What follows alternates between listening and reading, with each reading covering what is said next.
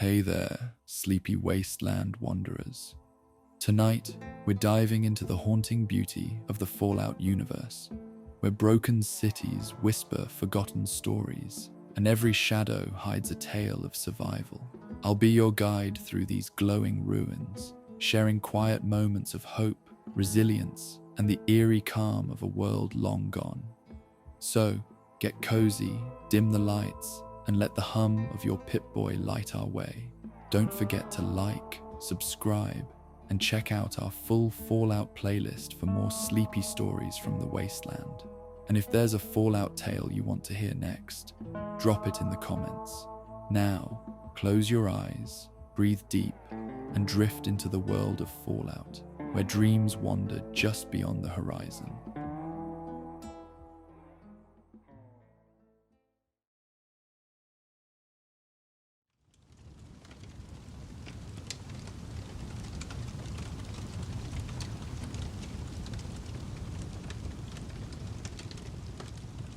The first light of dawn crept across the wasteland, painting the broken landscape in gentle hues of amber and gold. Dew glistened on scattered debris and rusted metal, momentarily softening the harsh reality of a world forever changed by nuclear fire. Birdsong, rare but persistent in this recovering ecosystem, mingled with the distant call of Brahmin from a nearby settlement, creating a peaceful counterpoint to the usual silence of the wastes. In this serene morning light, a small Brotherhood of Steel expedition moved with disciplined purpose through the ruins of what had once been a prestigious university campus. Two figures in power armor led the group, their T-51B suits meticulously maintained despite the scarcity of parts, a testament to the Brotherhood's reverence for pre-war technology. Behind them followed three initiates in field armor, carrying equipment packs and maintaining vigilant watch on their surroundings. The formation was standard for reconnaissance operations, protective outer perimeter surrounding the mission's true purpose. At the center of this modest procession walked Senior Scribe Matheson, his robes marking him as distinctly different from the armored soldiers. Where they represented the Brotherhood's martial strength, he embodied their intellectual purpose, the preservation of knowledge that might otherwise be lost forever.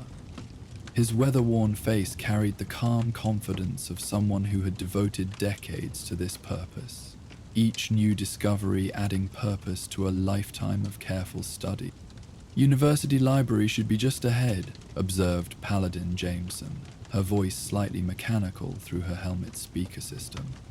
As the most junior paladin in their chapter, this mission represented an important step in her development, a chance to demonstrate both tactical competence and philosophical understanding of the Brotherhood's core mission.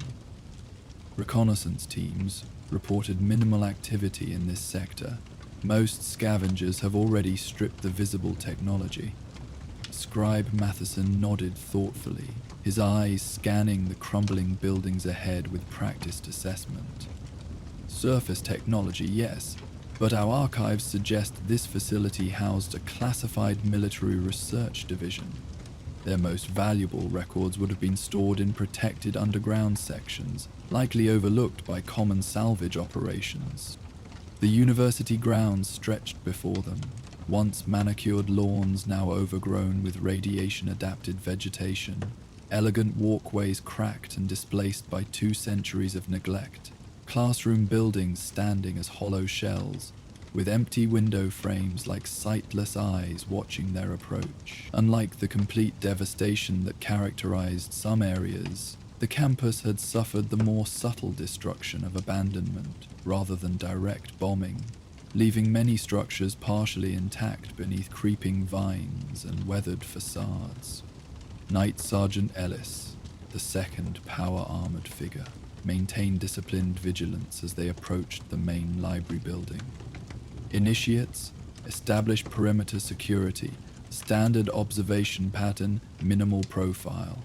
This is reconnaissance, not engagement.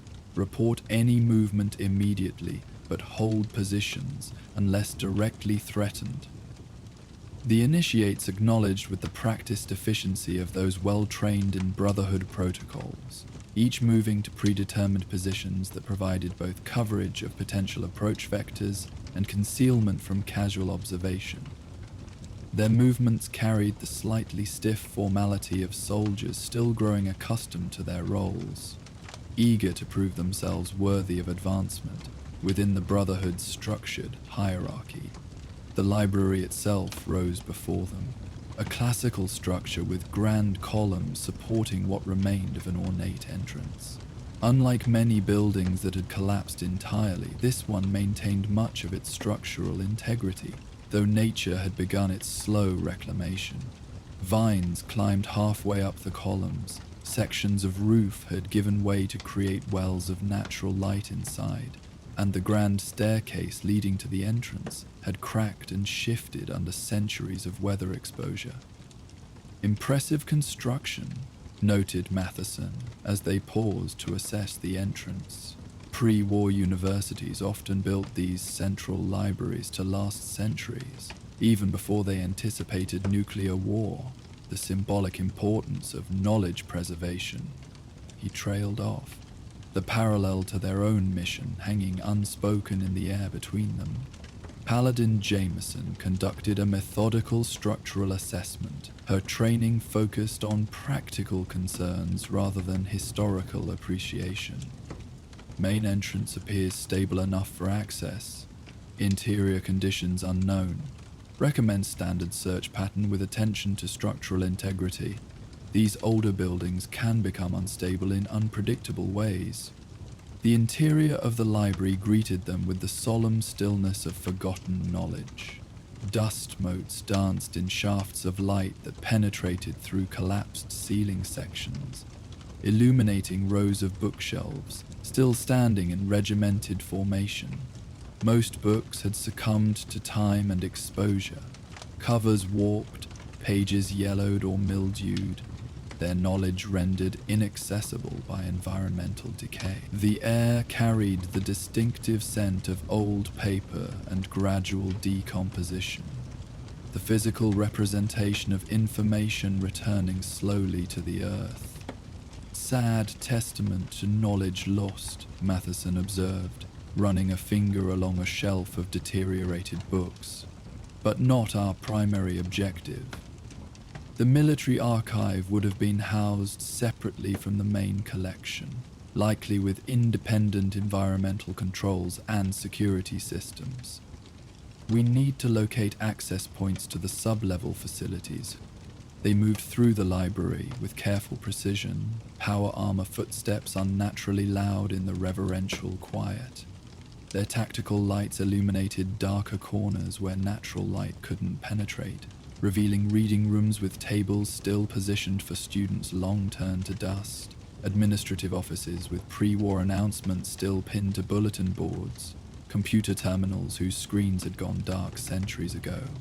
According to archival records, military research facilities often maintained innocuous access points through standard academic buildings, Matheson explained as they conducted their search, usually restricted to authorized personnel disguised as maintenance areas or specialized research departments.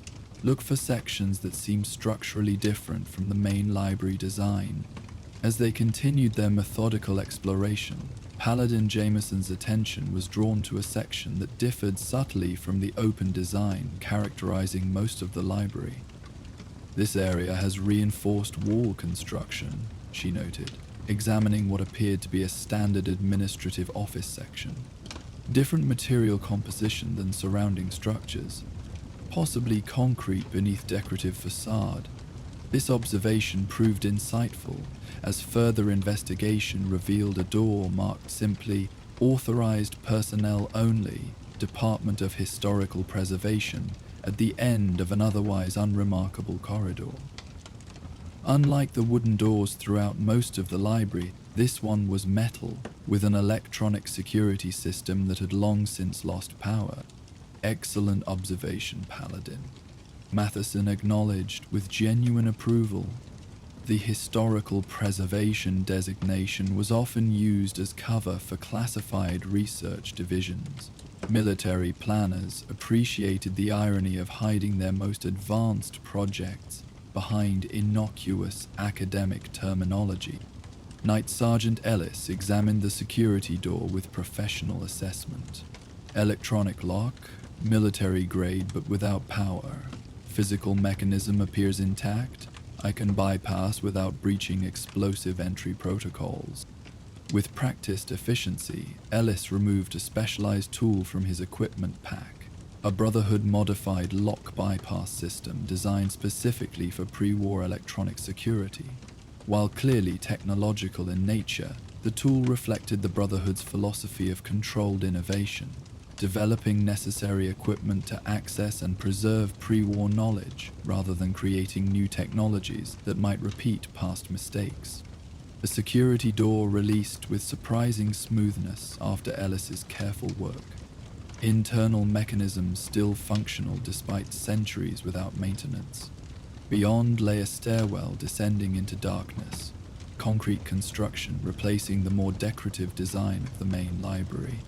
Emergency lighting strips along the walls emitted a faint, pulsing glow, evidence of isolated power systems still functioning on emergency reserves after all this time.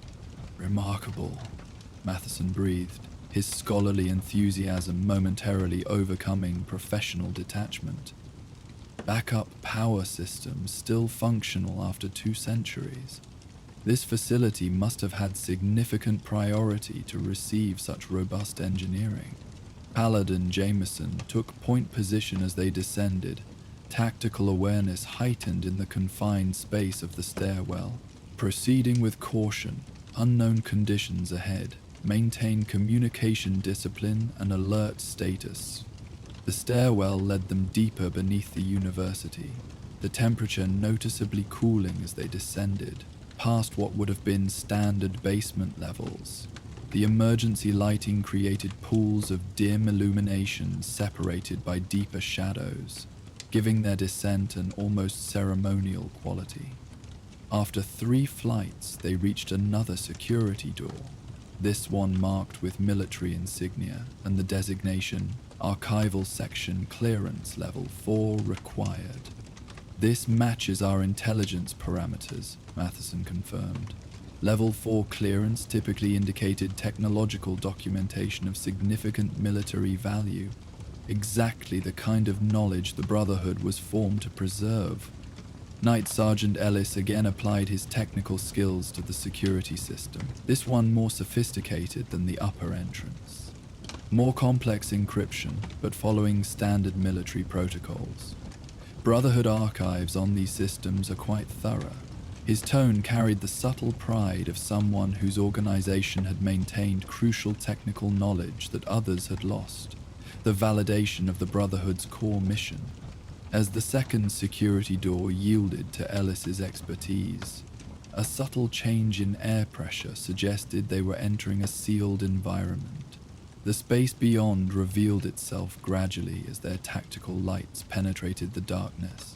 A large, circular chamber with a central control station surrounded by rows of data storage systems. Unlike the decayed condition of the library above, this facility showed remarkable preservation. Dust-covered surfaces, certainly, but the equipment remained intact, the environment controlled enough to prevent the worst ravages of time. Automated environmental systems must have maintained minimal preservation conditions, Matheson observed, his voice carrying the hushed reverence of someone entering a sacred space, designed to protect critical information, even without human maintenance. The pre-war military understood the value of knowledge preservation, even if they misused much of the knowledge they created. Paladin Jameson completed a standard security sweep of the chamber, armor moving with controlled precision despite the confined space. Area appears secure, no signs of previous entry since facility sealing. Single exit point through the way we entered. She paused by what appeared to be a security office adjacent to the main chamber. Potential security system controls in this section might provide facility overview if power can be restored. While Ellis investigated the security systems, Matheson approached the central terminal with the careful attention of someone handling irreplaceable treasures.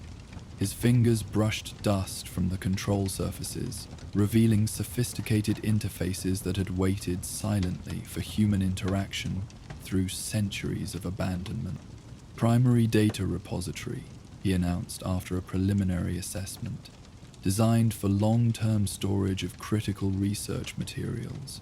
If we can restore partial power, we may be able to access the catalog system without full facility activation.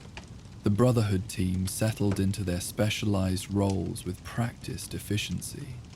Ellis working to understand security and power systems, Jameson maintaining vigilant protection while assisting with heavier equipment movement, Matheson applying his extensive knowledge of pre-war computer systems to the gentle resurrection of dormant technology. Their work proceeded methodically, each step carefully considered to avoid damaging fragile systems that had somehow survived nuclear devastation and centuries of neglect. I believe I can redirect emergency power reserves to the primary catalog system, Matheson explained as he made careful connections between his portable power module and the facility's dormant interfaces. We won't have enough energy for full system restoration, but should be able to identify what knowledge is stored here before attempting more comprehensive recovery. As he completed the final connections, the central terminal hummed softly to life, screens illuminating with the green text interface characteristic of Robco terminals. The Brotherhood team paused momentarily, sharing an unspoken appreciation for this moment of reconnection with the past. After centuries of darkness, human consciousness once again engaged with this repository of knowledge, a continuity of understanding spanning the great divide of nuclear devastation. Internalation successful, Matheson reported, his fingers moving across the keyboard with practiced precision. Accessing primary catalog function. Archive contents appear to focus on advanced energy research, plasma containment theories, directed energy weapons development, and most interesting, experimental power system miniaturization.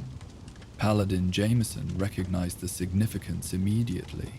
Power armor, energy systems. The Brotherhood's earliest models were adapted from pre-war designs, but our technical capabilities for creating new power cells have always been limited. This could provide crucial knowledge for maintaining our existing armor. Not just maintenance, Matheson clarified, his expression reflecting growing excitement as he navigated through the catalog. This appears to be research on next-generation power systems that never reached production stage before the war, potentially more efficient designs that could extend operational duration of all Brotherhood technology. This discovery represented precisely the kind of technological knowledge the Brotherhood of Steel had been formed to preserve. Information that could support their mission without advancing dangerous weapon technologies that had led to global destruction. Power systems represented the foundation of their technological capabilities, enabling everything from field operations to permanent facility. As they began the careful process of data extraction, using specialized Brotherhood holotape systems designed for compatible interface with pre-war terminals, a subtle vibration passed through the facility. Dust dislodged from overhead conduits, drifting down through their tactical lights in gentle clouds. Night Sergeant Ellis paused his security system assessment, armored head tilting slightly as he processed environmental data through his suit's sensors. Seismic activity detected, minor but consistent with structural stress rather than natural geological movement. Recommend expedited extraction procedures.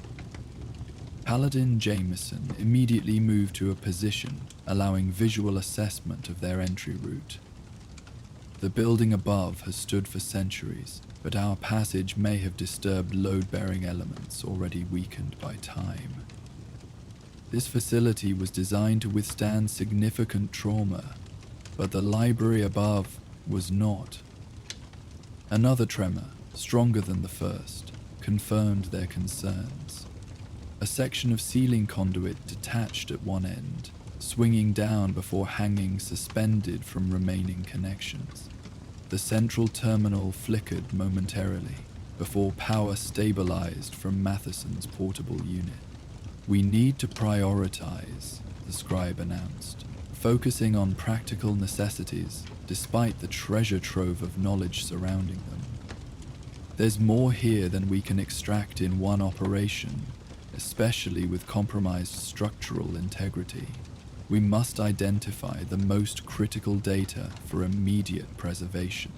This situation embodied one of the Brotherhood's most fundamental challenges: the impossible task of preserving all valuable pre-war knowledge against the practical limitations of their resources and circumstances. Every archive explored, every facility discovered presented similar dilemmas, forcing difficult decisions about what knowledge could be saved and what might be lost forever. Power system research takes priority, Jameson decided, applying the Brotherhood's pragmatic philosophy to their immediate situation. Focus on miniaturization, documentation, and efficiency improvements for existing technologies. Those align most directly with current Brotherhood capabilities and needs.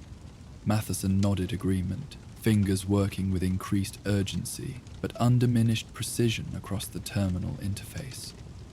Isolating relevant research threads from the main database, transferring to Brotherhood secure storage formats. As data transfer proceeded, the structural situation deteriorated further.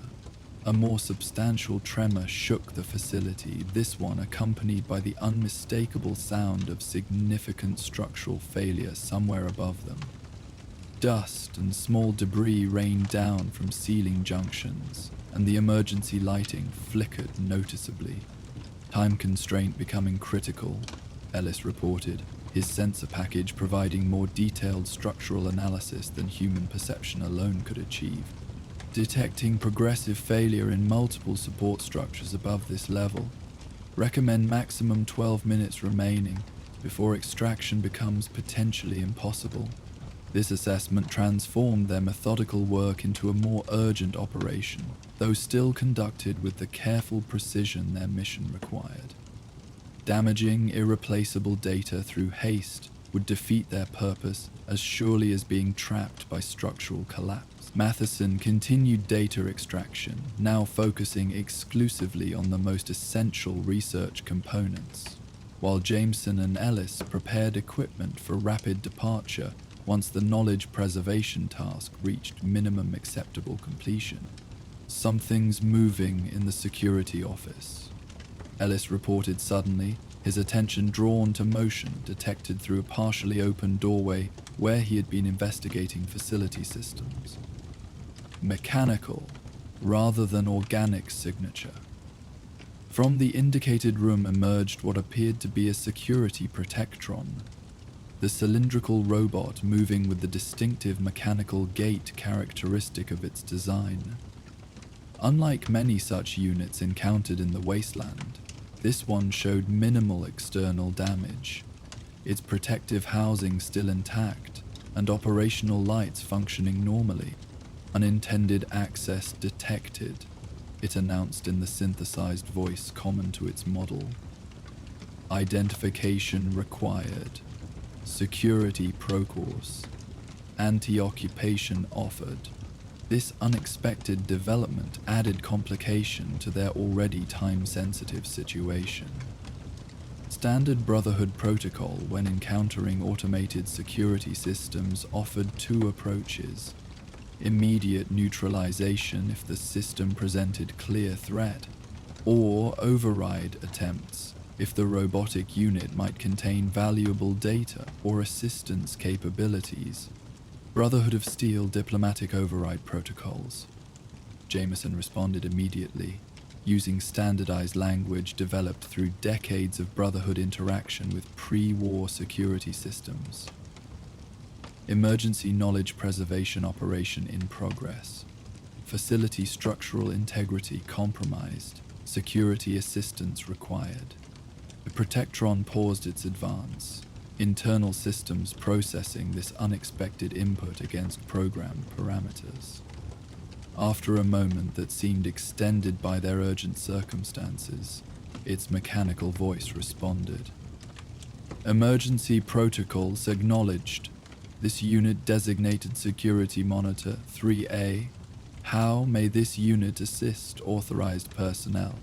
This successful override represented a significant advantage. The security Protectron systems might contain facility information otherwise inaccessible through the main terminal, and its assistance could expedite their increasingly urgent extraction process.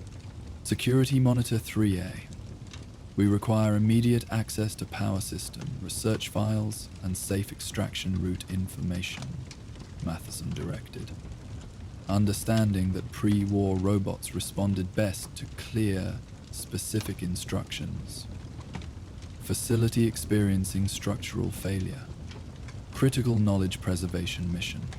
The Protectron processed this request through its simplified but efficient logic systems. Affirmative. This unit can establish direct intercom with primary archive system. Expedited data extraction. Possible. Please connect compatible storage device. Another tremor, stronger than previous movements, emphasized the urgency of their situation. A significant crack appeared across one wall of the chamber, and the lighting system failed completely in one section, leaving only their tactical illumination and the Protectron's operational lights. Connect our primary storage module, Jameson directed, already retrieving their most robust data device from equipment packs. Security Monitor 3A, after data transfer completion, can you guide us to the most structurally sound extraction route?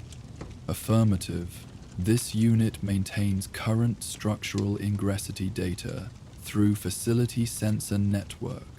Alternative exit route, primarily showing 78% collapse probability. This information proved invaluable. Without it, they would have attempted return through their original access route, potentially facing catastrophic structural failure.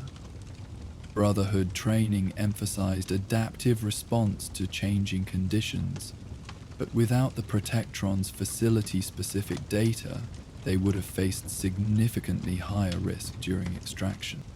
While Matheson supervised the accelerated data transfer through the Protectron's direct system interface, Jameson and Ellis prepared for immediate departure. Equipment was secured, unnecessary items consolidated for more efficient movement, and their formation adjusted for rapid transit through potentially compromised spaces. Data transfer at 67%, Matheson reported, watching the progress indicators with the focused attention of someone weighing knowledge preservation against survival requirements. Estimated completion in 3 minutes. Primary power system research secured. Secondary materials partially transferred. Another structural shift above them punctuated his report, this one sending a visible wave through the ceiling as stress patterns redistributed through failing support elements. A section of overhead conduit detached completely, falling to the floor with a crash that echoed through the circular chamber. Transfer completion margin decreasing, Ellis observed, his tactical assessment focusing on deteriorating structural conditions. Recommend disconnection at 80% rather than risking complete transfer failure through catastrophic interruption. Matheson nodded reluctantly, the Brotherhood scholar in him wanting every fragment of knowledge but the practical field operative understanding their increasingly dangerous position. Agreed. Safety cut off at 80% or 3 minutes, whichever comes first. As if responding to their conversation, the Protectron increased its data transfer efficiency, mechanical systems devoted entirely to this critical task. This unit is prioritizing critical research materials.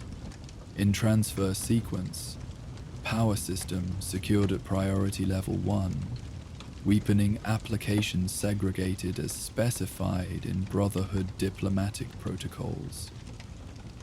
This last observation caught their attention. The Protectron had somehow recognized Brotherhood priorities regarding weapons technology, specifically their concerns about dangerous applications being preserved without proper ethical controls.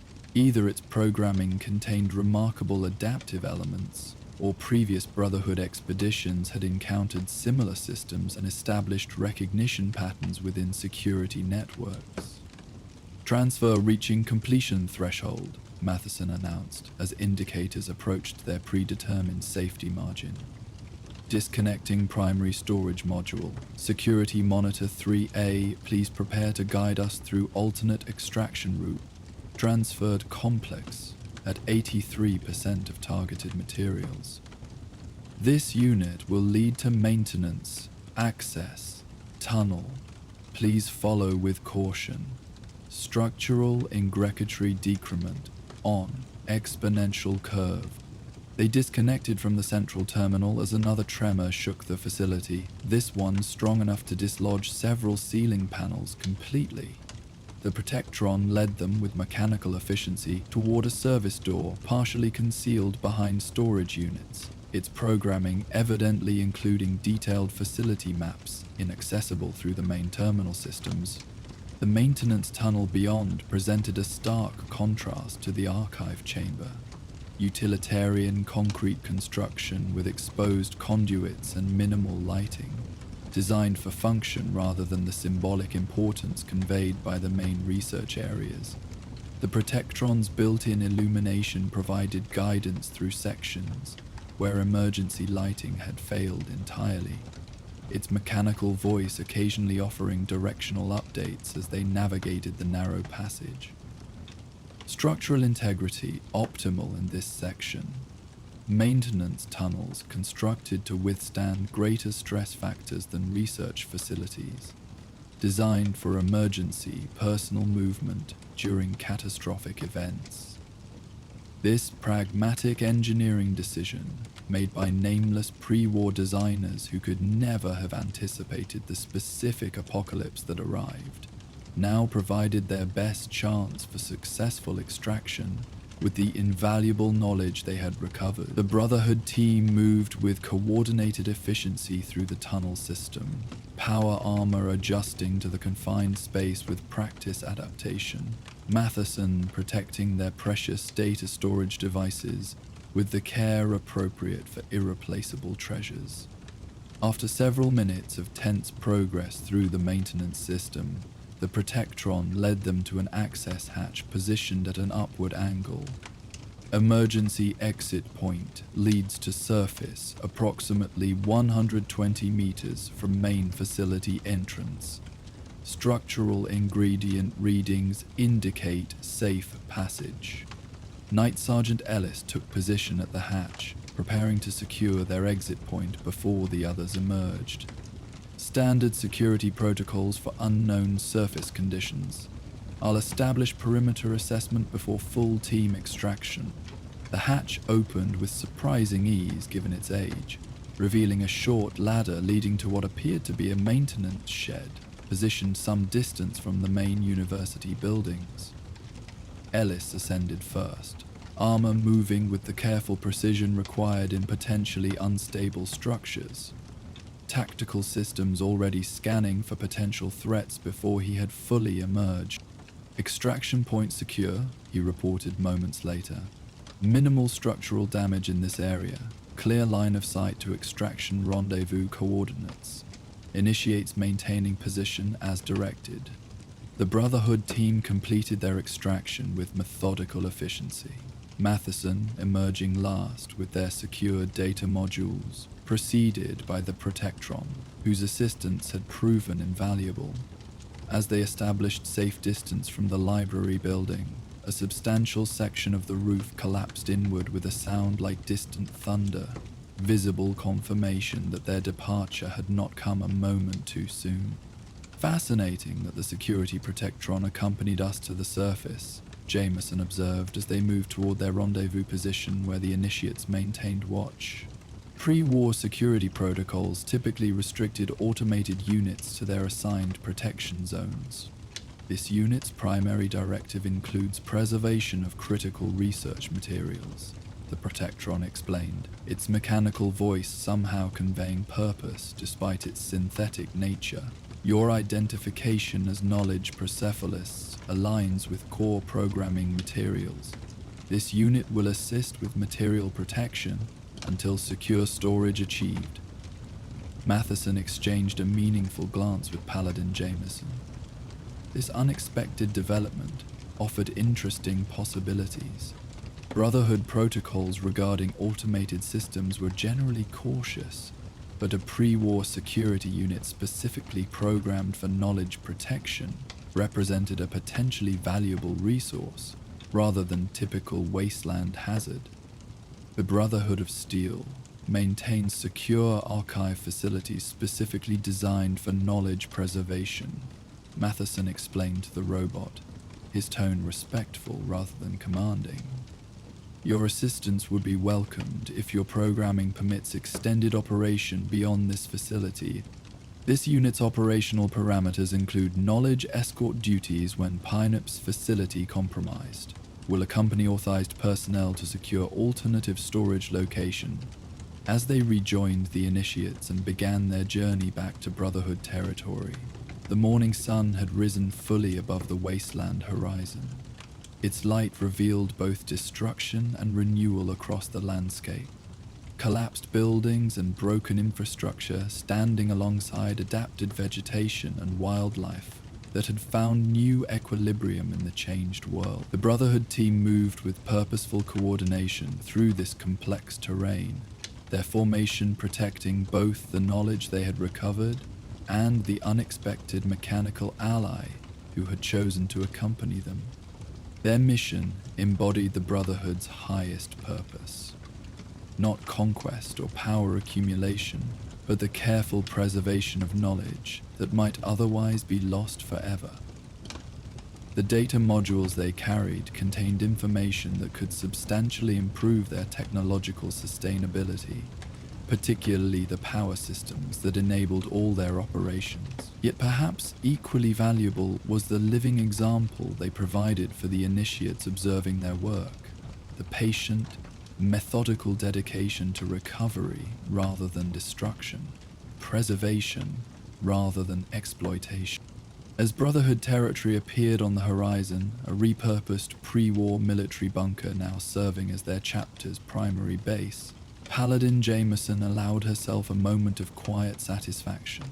The mission had faced unexpected challenges and required adaptation, but had ultimately succeeded in its essential purpose. Knowledge that had waited silently for centuries would now rejoin humanity's ongoing story, preserved by those who understood both its value and the responsibility it carried.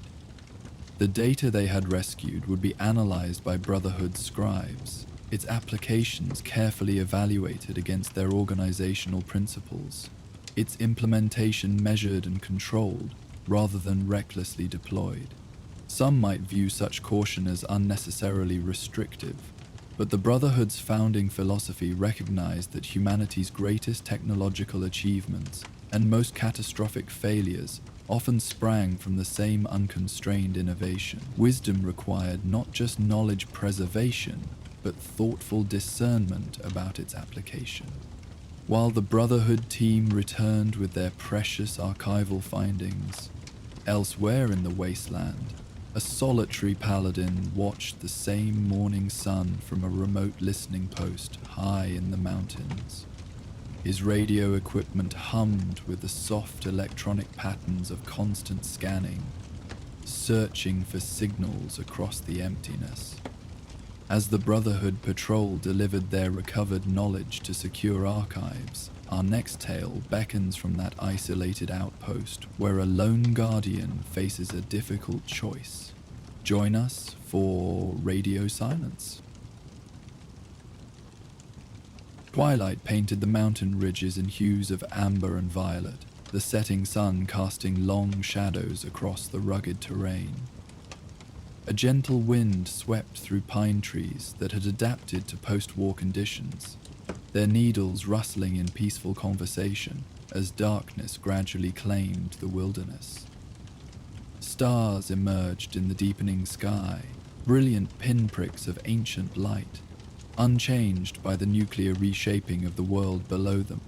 Atop a rocky outcrop overlooking a vast valley, the Brotherhood of Steel listening post stood in solitary vigilance. Unlike the imposing bunkers or heavily fortified positions that characterized many Brotherhood installations, this outpost presented a more austere profile. A simple structure of reinforced concrete and salvaged metal, designed to blend into the natural surroundings rather than dominate them. A sophisticated array of antennas rose from the roof, delicate technological fingers reaching toward the sky, searching for signals across the emptiness. Inside this isolated outpost, Paladin Lucas Harden completed his evening equipment check with methodical precision. His movements carried the unhurried discipline of someone who had performed these same actions countless times, finding meditative purpose in routine maintenance. The radio monitoring station filled most of the small main room, banks of modified pre-war equipment arranged in careful organization, dials and displays casting subtle green illumination across the otherwise dimly lit space. 26 days into his 3-month rotation at Listening Post Echo, Harden had settled into the rhythm of solitude that defined this assignment.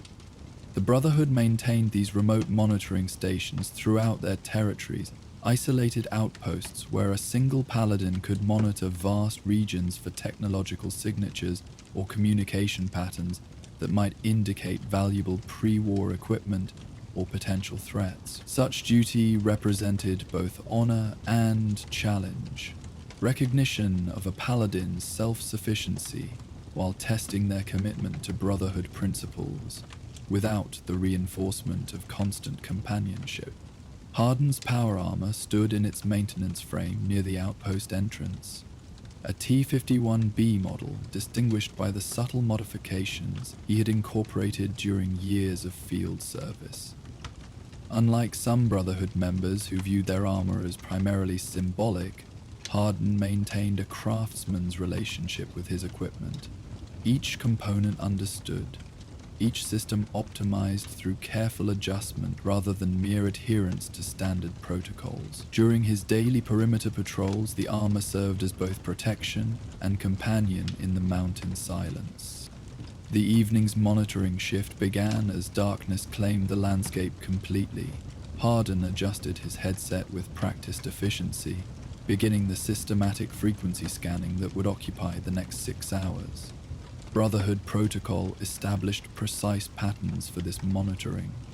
Methodical movement through designated frequency bands, careful documentation of any detected signals, correlation with historical records to identify changes in regional communication patterns. Listening Post Echo beginning evening monitoring cycle, he spoke into the communication system, his voice calm and measured. Day 26 of deployment rotation, standard conditions, no anomalous readings during day cycle inspection. This transmission would reach the nearest Brotherhood relay station, then be forwarded to their regional headquarters, a routine check-in that confirmed both his status and continued operational functionality. Such protocols represented more than mere procedural discipline. They provided essential connection to the broader Brotherhood structure during isolated deployments, reminding solitary paladins of their place within the organization's greater purpose. The initial hours of monitoring passed in peaceful routine, the quiet hum of equipment providing subtle counterpoint to the occasional distant calls of nocturnal creatures. Harden documented expected communications, The regular status reports from Brotherhood patrols in the region, encrypted transmissions between established settlements coordinating trade or security matters, the occasional chatter of traveling caravans checking routes with their home bases. This tapestry of communication told the story of life continuing in the post-war world. Humans rebuilding, adapting, maintaining connection across distances despite the loss of infrastructure that once made such communication effortless. The Brotherhood's interest in monitoring these patterns stemmed not merely from security concerns, but from their foundational mission to understand how technology was being used and maintained throughout the recovering world. As midnight approached, Hardin prepared a simple meal from his rations. Preserved foods heated on the outpost's small cooking element. Brotherhood supply management ensured these remote stations received regular deliveries of essential provisions. Their isolated personnel provided with nutrition designed for both physical maintenance and reasonable comfort during extended deployments. He ate while continuing his monitoring duties, years of field experience having developed his capacity for simultaneously addressing physical needs and operational responsibilities. The mountain night deepened around the listening post, temperatures dropping with the high-altitude clarity that made stars seem close enough to touch. Inside, environmental systems maintained comfortable conditions despite the external chill. Another example of Brotherhood technological discipline, using precisely what was needed for human functionality, without unnecessary excess or display. Signal detected on band 7 Alpha Alma, Hardin noted suddenly, his trained ear catching a transmission pattern distinct from background atmospheric noise. Non-standard frequency, modulation pattern unfamiliar. Beginning recording and analysis protocols. His fingers moved across the equipment with practiced precision, isolating the detected signal and routing it through analysis systems. Unlike the clear, intentional communications that formed most of his monitoring, this signal presented as fragmented and distorted, characteristics suggesting either significant distance, equipment failure, or transmission through challenging terrain. As enhancement protocols clarified the signal, a human voice gradually emerged from the electronic distortion. The words fragmentary, but conveying unmistakable urgency. Emergency situation, radiation levels increasing. Don't understand the equipment. Please, anyone with technical knowledge. Reactor systems failing. Hardin's attention focused completely on this developing situation, all senses engaged in professional assessment. The transmission carried the distinctive characteristics of civilian communication rather than military or Brotherhood protocols.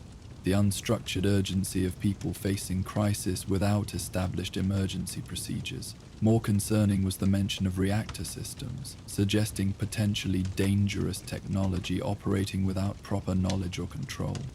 "This is Brotherhood of Steel monitoring station," he transmitted, after ensuring his system was configured for the appropriate frequency. "Your emergency transmission received but fragmented. Please identify location and specific situation for assessment." Several moments passed with only atmospheric static in response, raising concern that his transmission hadn't reached the distressed sender. Then the voice returned, noticeably stronger, as if the sender had adjusted their equipment upon receiving response. "Oh, thank God, someone's actually there. This is Sophia Chen from Riverbend Settlement. We've got an old reactor system running our purification equipment. Something's wrong. Radiation detectors started showing increasing levels yesterday. None of us really understands how it works, just basic maintenance procedures left by the original engineers." This information immediately elevated the situation's significance from routine monitoring to potential crisis requiring intervention. Pre-war reactor technology operating without proper technical oversight represented exactly the kind of dangerous situation the Brotherhood had been formed to address. powerful technology being maintained through procedural mimicry rather than genuine understanding, creating hazard through ignorance rather than malice. Sophia Chen, this is Paladin Lucas Hardin, he responded, shifting to more direct communication now that the emergency nature was confirmed. Can you provide geographic coordinates for Riverbend settlement? I need to understand your precise location to determine potential response options. We're located along the eastern fork of the Shenandoah, approximately 40 miles downstream from the old Harper's Ferry ruins, she replied, her voice carrying the measured control of someone deliberately maintaining calm during crisis. Small settlement, about 65 people. We've evacuated the children and elderly to higher ground away from the reactor building, but some of us needed to stay to keep essential systems running and try to figure out what's happening. Hardin consulted the regional map displayed on a nearby terminal, quickly identifying the settlement's approximate position. Riverbend wasn't listed in Brotherhood records, likely one of the smaller, more recently established communities that had developed in areas previously considered uninhabitable. Such settlements often repurposed pre-war infrastructure without fully understanding the systems they activated, creating precisely this type of potentially catastrophic situation. Brotherhood protocol for situations involving dangerous technology was absolutely clear. Report to command. Await authorized response team. Maintain monitoring without direct intervention unless specifically ordered. The chain of command existed to ensure coordinated response rather than isolated action, particularly when dealing with potentially hazardous technology that might require specialized knowledge or equipment. Yet as Hardin prepared to log the emergency communication and relay it through proper channels, a complication became apparent. Atmospheric interference increasing, his equipment status indicated. Long-range communication systems impacted by developing weather pattern. Relay connection unstable. This assessment was confirmed when his attempt to contact the nearest Brotherhood relay station returned only fragmented acknowledgement, the mountains and gathering weather combining to severely limit communication range. His situation report regarding the reactor situation reached the relay, but with significant data loss, making it unlikely that command would understand the time-sensitive nature of the emergency. Relay acknowledges transmission, the system finally reported. Weather pattern expected to interrupt communication for approximately 72-96 hours. Standard protocol. Maintain position and continue monitoring until conditions improve. This response created the classic dilemma that occasionally faced isolated Brotherhood personnel. Strict adherence to organizational protocol versus the immediate humanitarian needs that had inspired many to join the Brotherhood originally. The people at Riverbend faced potential radiation exposure from technology they didn't understand, yet official response would be delayed by days due to communication limitations. Hardin considered his options with the careful deliberation that characterized his approach to Brotherhood service. His training included basic radiation management and reactor safety protocols, not specialized knowledge, but potentially sufficient to stabilize a deteriorating situation until proper technical teams could respond. The settlement lay approximately 8 hours' travel from his position, meaning he could reach them by morning if he departed immediately. Brotherhood protocols exist for valid reasons, he reminded himself, experience having taught him the wisdom behind organizational structure. Independent action without proper authorization has created catastrophic outcomes before.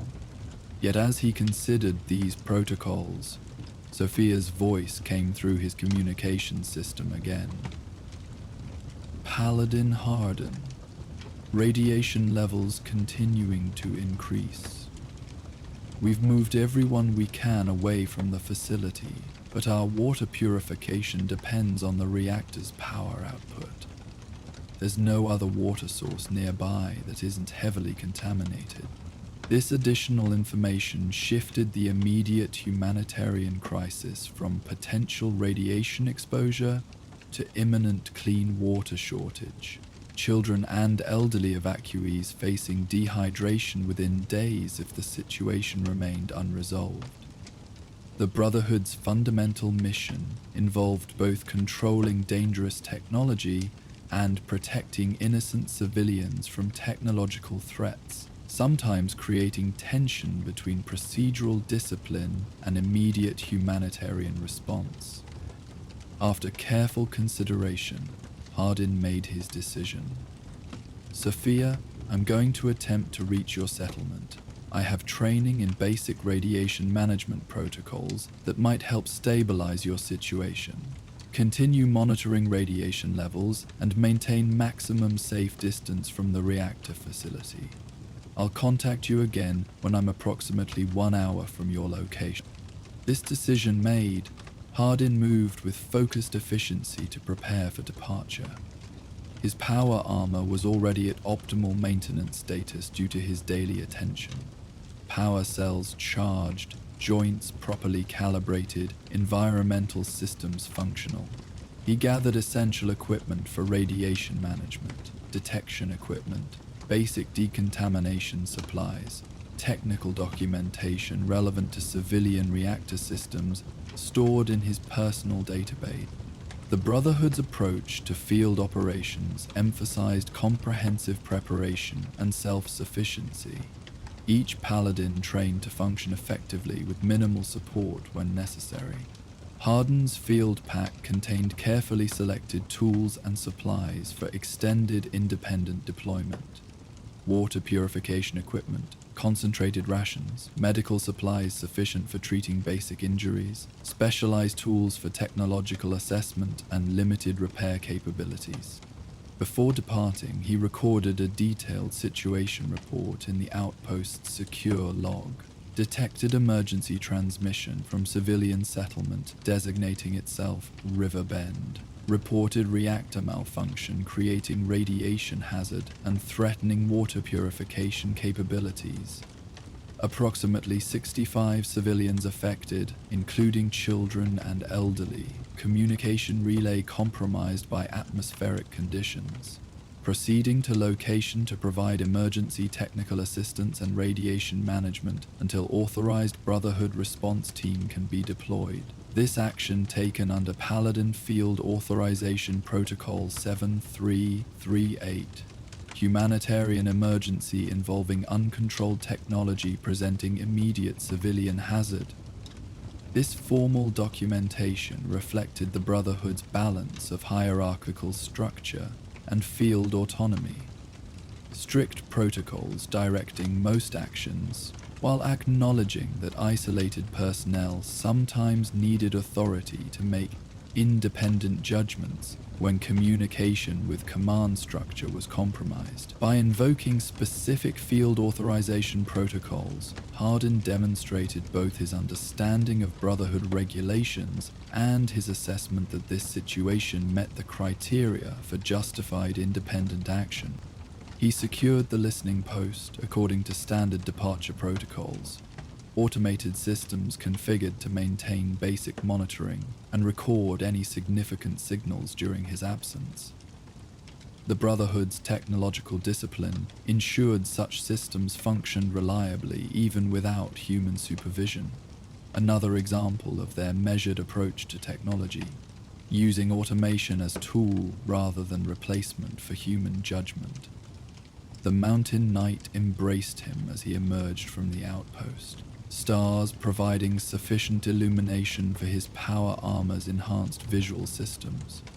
The T-51B moved with surprisingly fluid grace as he began his descent from the listening post's elevated position, each step placed with the careful precision developed through years of experience navigating challenging terrain in powered armor. Where an inexperienced user might rely on the suit's raw strength to force passage through obstacles, Harden moved with the efficiency of someone who understood that working with the armor's systems, rather than simply directing them, created optimal performance. His path took him down steeply sloped forest trails, the nocturnal wilderness alive with subtle sounds and movements around him. Rad stags moved quietly through distant clearings, their mutated forms silhouetted briefly against starlight before disappearing into deeper shadow. Occasionally, the distinctive rustle of smaller adapted creatures marked their passage through underbrush, maintaining cautious distance from his armored presence. The journey through nighttime wilderness provided time for reflection, a transitional space between the isolated routine of listening post-duty and the uncertain humanitarian intervention ahead. Harden considered both the potential technical challenges of stabilizing an unknown reactor system and the human dynamics of arriving as a Brotherhood representative in a settlement that likely had limited previous contact with the organization. Many wasteland communities held complicated views of the Brotherhood of Steel, respecting their technological capabilities and protection against certain threats, while harboring concerns about their hierarchical structure and focus on technological control rather than widespread distribution. As one of the Brotherhood's representatives operating beyond their established territories, Harden understood the importance of balancing organizational mission with respectful engagement of local communities. The Brotherhood's purpose has always been protection through control, he reminded himself as his armor navigated a particularly challenging section of terrain. Not control for its own sake, but control as necessary means for preventing technological destruction. Sometimes, that higher purpose requires flexibility in how we implement our principles. Dawn's first light found him approximately halfway to Riverbend settlement, having maintained steady progress through the night.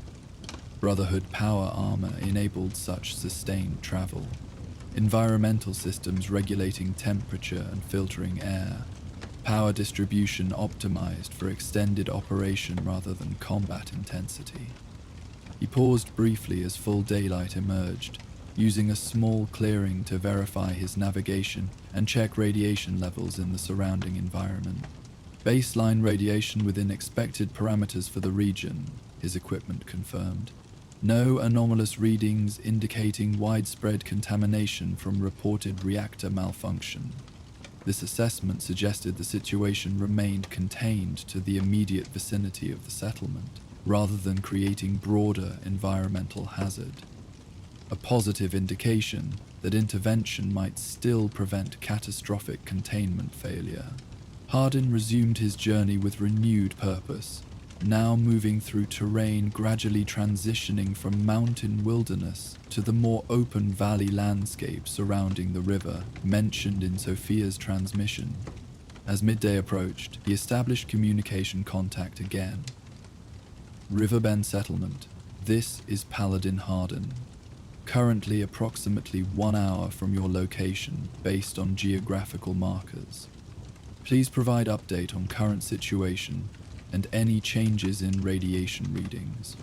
Sophia's response came quickly, suggesting they had maintained vigilant monitoring of the communication frequency. Paladin Harden, thank God you're actually coming.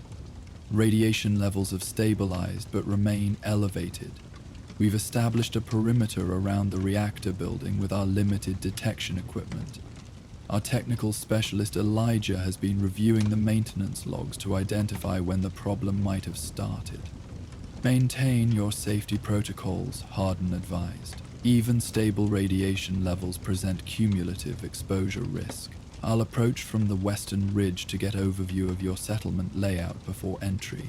Please have someone available to brief me on your reactor system's configuration as soon as I arrive. The settlement gradually came into view as he crested a final ridge overlooking the river valley. A collection of structures showing the characteristic mixed construction of successful wasteland communities. Some buildings repurposed pre-war structures, others constructed from salvaged materials.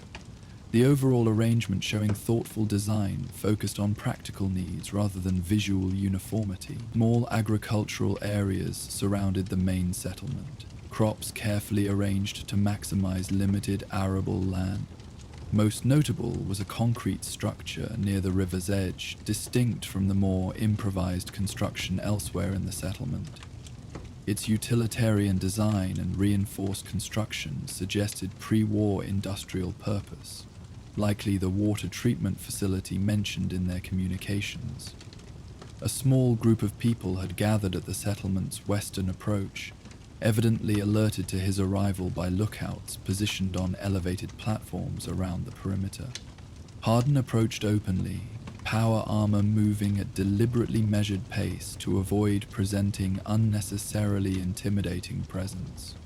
Though Brotherhood training emphasized security awareness in all situations, his assessment of this scenario suggested genuine emergency rather than potential ambush or deception.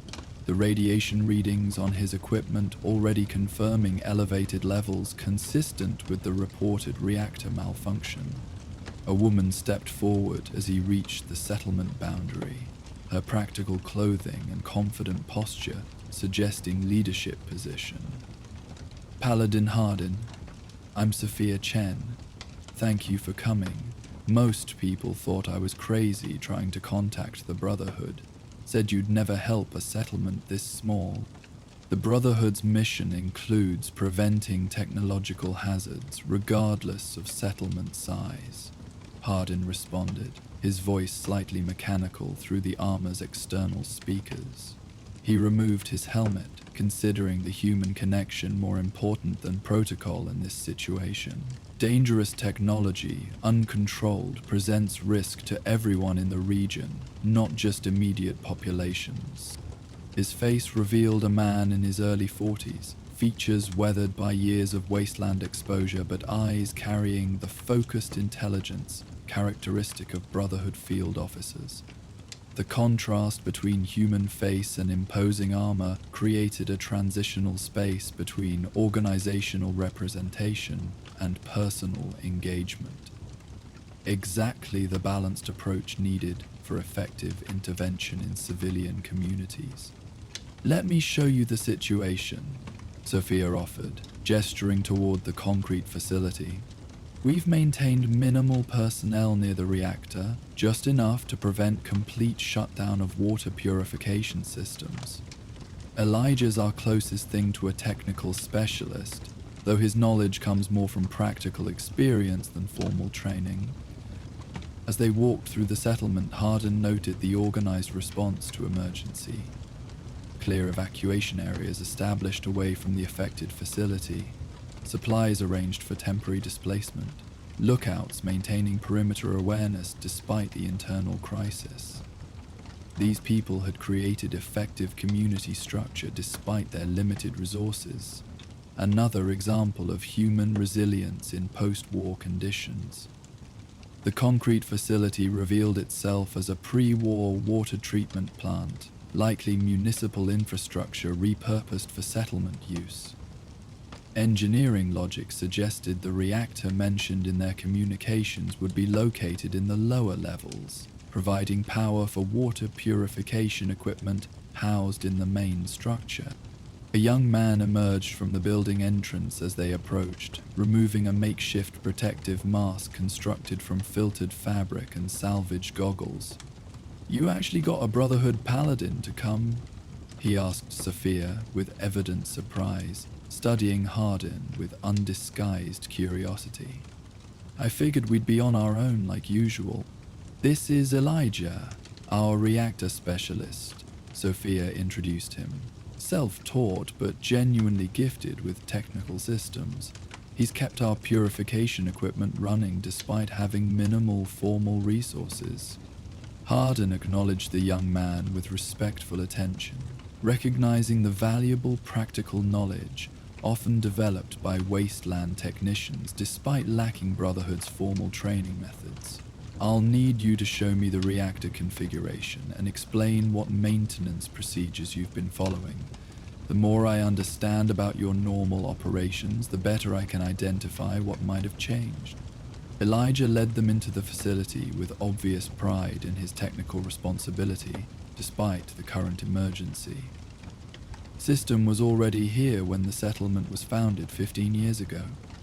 Original engineers got it working, but didn't leave much documentation, just basic maintenance procedures and emergency shutdown protocols. We've been running it successfully for over a decade with only minor issues, until now. The interior revealed the mixed technological reality common to wasteland adaptations of pre-war infrastructure. Original equipment supplemented with improvised modifications. Carefully maintained legacy systems, operating alongside handcrafted replacements for components that had failed beyond repair. Despite lacking formal engineering training, the settlement had accomplished impressive technical achievement in maintaining essential functions with limited resources. It ascended to the lower level, where the reactor system occupied a reinforced chamber, radiation warnings still visible on faded pre-war signage. Hardin's detection equipment immediately confirmed the elevated levels reported in their emergency transmission, though still within ranges manageable with proper protocols, rather than immediately life-threatening. We keep this area secured at all times, Elijah explained as he unlocked a heavy door. Only 3 people in the settlement have access codes. Daily maintenance follows procedures established by the original engineers, weekly testing of all safety systems, monthly inspection of containment shielding. The reactor itself presented as a modest civilian model rather than military grade, designed for municipal infrastructure support rather than weapons research or other more hazardous applications. Its compact design utilized technology common to small-scale power generation of the late pre-war period, focused on reliability and safety rather than maximum output. This identification immediately improved Hardin's assessment of intervention possibilities, as Brotherhood training included specific protocols for such civilian systems. "When did you first notice radiation level changes?" he asked. Armor systems automatically adjusting to provide additional protection in the higher radiation environment, while he conducted visual inspection of the reactor configuration. 2 days ago, during routine monitoring, Elijah answered promptly. Levels approximately 30% above baseline normal. We implemented procedural response, as documented in the maintenance protocols. Reduced power output, increased cooling circulation, initiated diagnostic cycle. Levels stabilized temporarily, but then resumed gradual increase despite these measures. This description suggested system degradation rather than catastrophic failure risk, concerning but potentially manageable with proper technical intervention. Hardin moved methodically around the reactor housing, his experienced eye noting subtle indications that would be invisible to those without specialized training. "Your coolant circulation system shows signs of partial blockage," he observed, indicating discoloration patterns on specific connection points. "And these control rod alignment indicators suggest calibration drift beyond normal operational parameters. Both conditions could create the radiation pattern you're experiencing, without indicating imminent containment failure." Elijah's expression showed the mixed reaction common when wasteland technicians encountered Brotherhood expertise. Appreciation for knowledge that might resolve their crisis, tempered by subtle defensiveness about their own maintenance efforts. "We follow the maintenance procedures exactly as documented. There's nothing in our protocols about coolant blockage assessment or control rod calibration beyond the basic positioning checks. Those procedures were likely designed for regular qualified technician visits," Hardin explained without condescension. Pre-war infrastructure assumed periodic professional maintenance rather than indefinite operation under improvised protocols. You've done remarkably well maintaining functionality without that support, but some degradation was inevitable without specialized knowledge. This framing appeared to ease Elijah's defensiveness, acknowledging the genuine achievement of their maintenance, while explaining the current situation as understandable system evolution rather than maintenance failure. Partnership rather than judgment provided the necessary foundation for effective intervention, a principle Harding had learned through years of field experience with civilian communities. I can implement temporary stabilization measures while instructing your technical personnel in more comprehensive maintenance protocols, he offered. The Brotherhood maintains extensive documentation on civilian reactor systems similar to this model. With proper maintenance adjustments, you should be able to restore normal operation without requiring specialized equipment beyond what you already possess. The next several hours unfolded in focused technical collaboration, Hardin directing stabilization efforts while simultaneously providing practical education to Elijah and 2 other settlement technicians. Brotherhood training emphasized knowledge transfer when appropriate, understanding that teaching basic technological safety to responsible communities ultimately served their broader mission of preventing catastrophic misuse or accidental disaster. The control rod calibration requires synchronized adjustment of these 3 mechanism points, he explained, demonstrating the procedure with patient detail. Your existing maintenance checked positioning, but not the calibration relationship between primary and secondary systems. This reference chart shows the correct alignment patterns for different power output levels. While Elijah absorbed these instructions with evident enthusiasm, Sophia observed the process with thoughtful attention.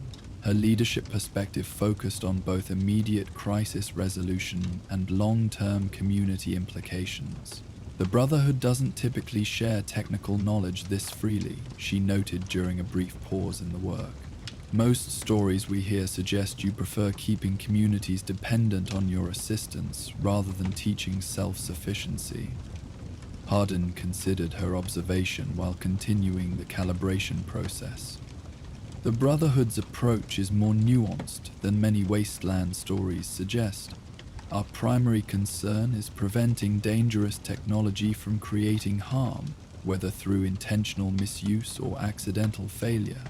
Where communities demonstrate responsible technological stewardship, knowledge sharing better serves that mission than enforced dependency. This exchange represented the complex reality of Brotherhood engagement with wasteland communities. Organizational principles applied through individual judgment in specific situations. While some Brotherhood chapters maintained stricter isolation, others recognized that selective knowledge sharing with responsible communities created more stable technological management throughout their regions. By evening, their combined efforts had successfully stabilized the reactor system. Radiation levels had returned to normal operational parameters. Coolant circulation had been restored through careful cleaning of partial blockages, and control rod calibration now functioned within appropriate ranges. More importantly, Elijah and his technical team had received practical education that would enable more effective maintenance moving forward. I've documented comprehensive maintenance protocols specific to your system configuration, Hardin explained, as they completed final calibration verification. Following these procedures should prevent similar issues from developing undetected. The adjusted monitoring schedule will identify potential problems before they reach emergency conditions. Sophia reviewed these materials with the careful attention of a leader accepting new responsibility. This knowledge changes everything for our settlement. Proper understanding of our systems rather than just following procedures without comprehension. The Brotherhood could help many communities this way if you chose to. Each situation requires its own assessment, Hardin acknowledged. Some technologies truly do require specialized training and equipment beyond what settlements can reasonably maintain. Others, like your reactor system, can be safely operated with appropriate knowledge transfer. The Brotherhood's judgment about which category applies isn't arbitrary, but based on genuine risk assessment. As night fell over the settlement, the crisis atmosphere had transformed to cautious celebration. Water purification systems functioned at normal capacity, radiation levels had stabilized within safe parameters, and evacuated residents began returning to their homes with evident relief. Community members prepared a shared meal, insisting that Paladin Hardin join them, despite his initial reluctance to accept hospitality while on an authorized intervention mission. The gathering provided opportunity for meaningful exchange beyond the immediate technical crisis. Settlement residents asking thoughtful questions about Brotherhood activities in the region, Harding offering measured information appropriate for public knowledge while maintaining necessary operational security. Such interaction served important diplomatic purpose beyond the specific reactor intervention, building mutual understanding between Brotherhood and independent settlement communities. "Will you get in trouble for helping us without official authorization?" Elijah asked during a quieter moment in the meal, his technical mind evidently considering organizational protocols as well as reactor systems.